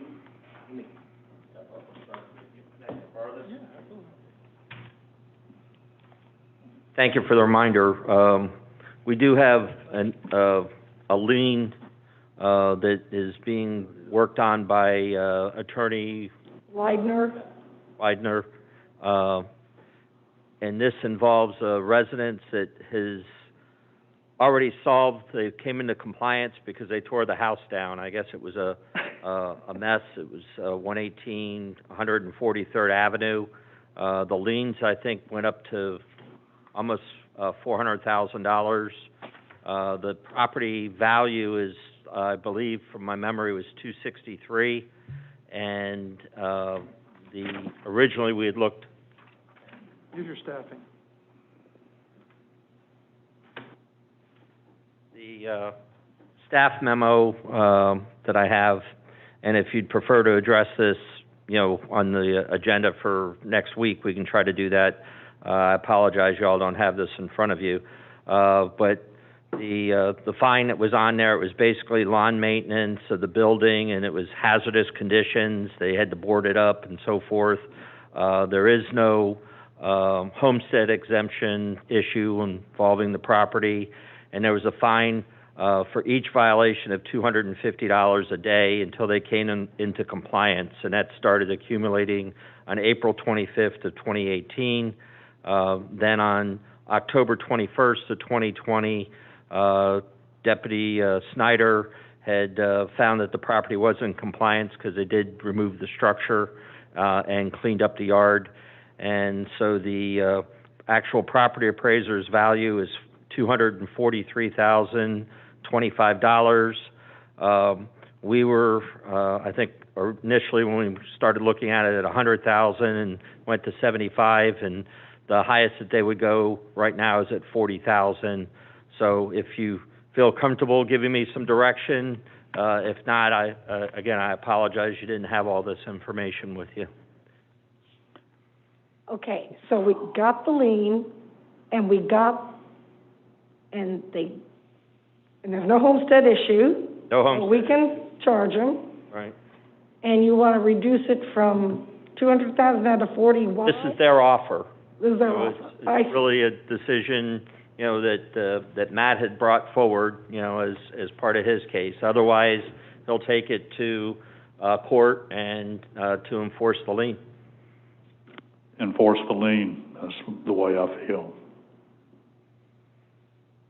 If he disregarded our violation notices for years, and it wasn't homesteaded to boot,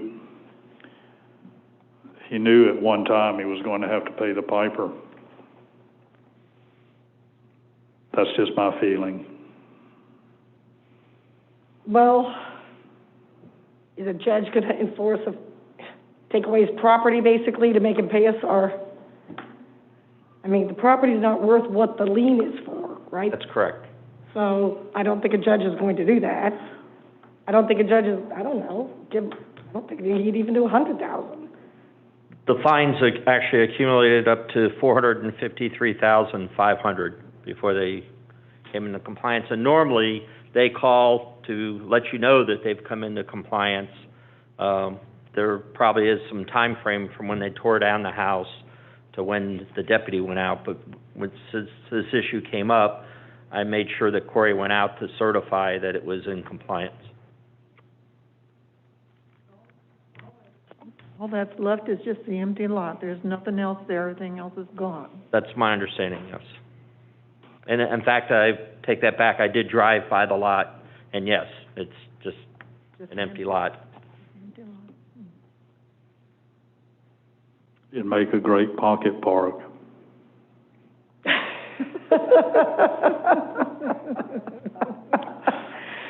Or we could sell it and put up some, do some.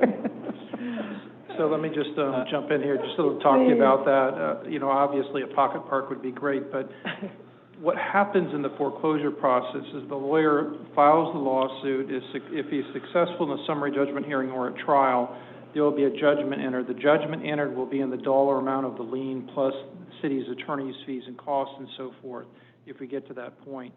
At that point, then the court will order the property owner to pay that to the city. Obviously, they're not going to pay $453,000 to the city for a property that's worth $243,000. So the property will be sold at a judicial sale. At that judicial sale, anybody can bid on it. So if someone else is the highest bidder, they're going to own it. You're not going to own it. Yeah. So, but you're going to be in the best position if you want to, because you can bid your judgment amount, and let's just say it's $450,000. There's no out-of-pocket expense for you. You have a credit of that $453,000 judgment. So when that sale goes on, if you want to bid your judgment amount, nobody is going to bid over that to actually obtain the property. Now, once you have the property and you own it, you would have to declare whether or not it's surplus property and you want to sell it or you want to retain it. I haven't done any research on this particular property to see whether or not there are any taxes due. If there are any taxes, then usually that's what happens. We're going to have to pay those taxes. So just keep in mind that if we get it, we may have $20,000, $30,000 in taxes on a couple $100,000 piece of property. That may not be such a big deal to you. I haven't researched that to see whether or not that's there, and I haven't researched whether or not that there are any mortgages on the property that are superior to our code enforcement lien. So, and I will Why tell don't you. we get Matt Wider in here to explain it, and also explain what's going on the house on 4th Street that's falling down, that apparently sold. We can definitely get him in here to I give think we you need a to backup. ask him to come in at the BOC meeting and give a report. Yeah, it is, and maybe 100,000's the figure, I don't know. Yeah. That's still greatly reduced from what it actually is. Right, it's, 453 to the value of the house to the 100,000.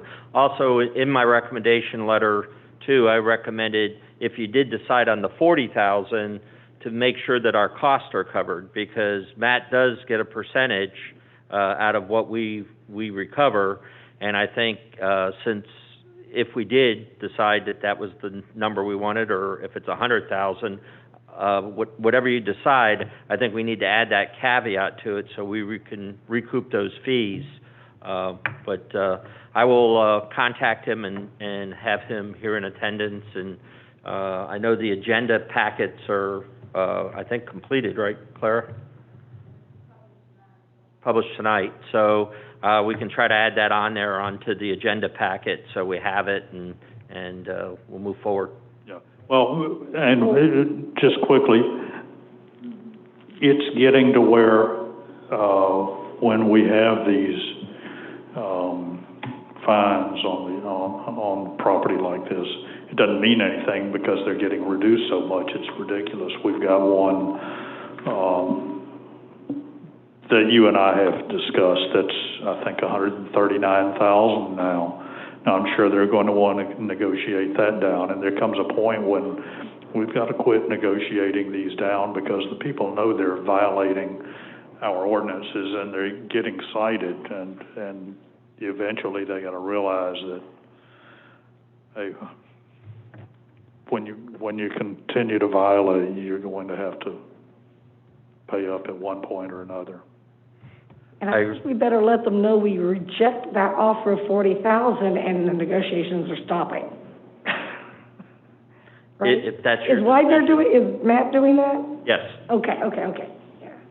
So, but what I'll do is just to be clear on your direction, I'll make sure that he's here and then he can address the issues to you and probably the backstories that I don't know. Got it. And then you can make a decision. Thank you. Can you tell them we definitely want to know about 13222 3rd Street East, which sold? I think I just got something on that. Oh, did you? I think they just had a tax auction on it. No, they're selling it for, they're going to have a tax auction December 20th. Okay. Yeah, But then again, I don't know who's got superior mortgages, like you said, and all that stuff, but whoever owns it now, it was auctioned, right? So, I really should provide you with the information and not do it here in public, because it's a conversation from your attorney. But there is information on it that I received tonight while we're sitting here. All right, just email us. I will provide that to the commission. The next door neighbor is going ballistic, as you can imagine. The roof is caved in, it's a jungle, you know. All right, I'll forward this to you tomorrow morning so that you have that then. Okay. Okay. With that, this meeting is adjourned at 8:56.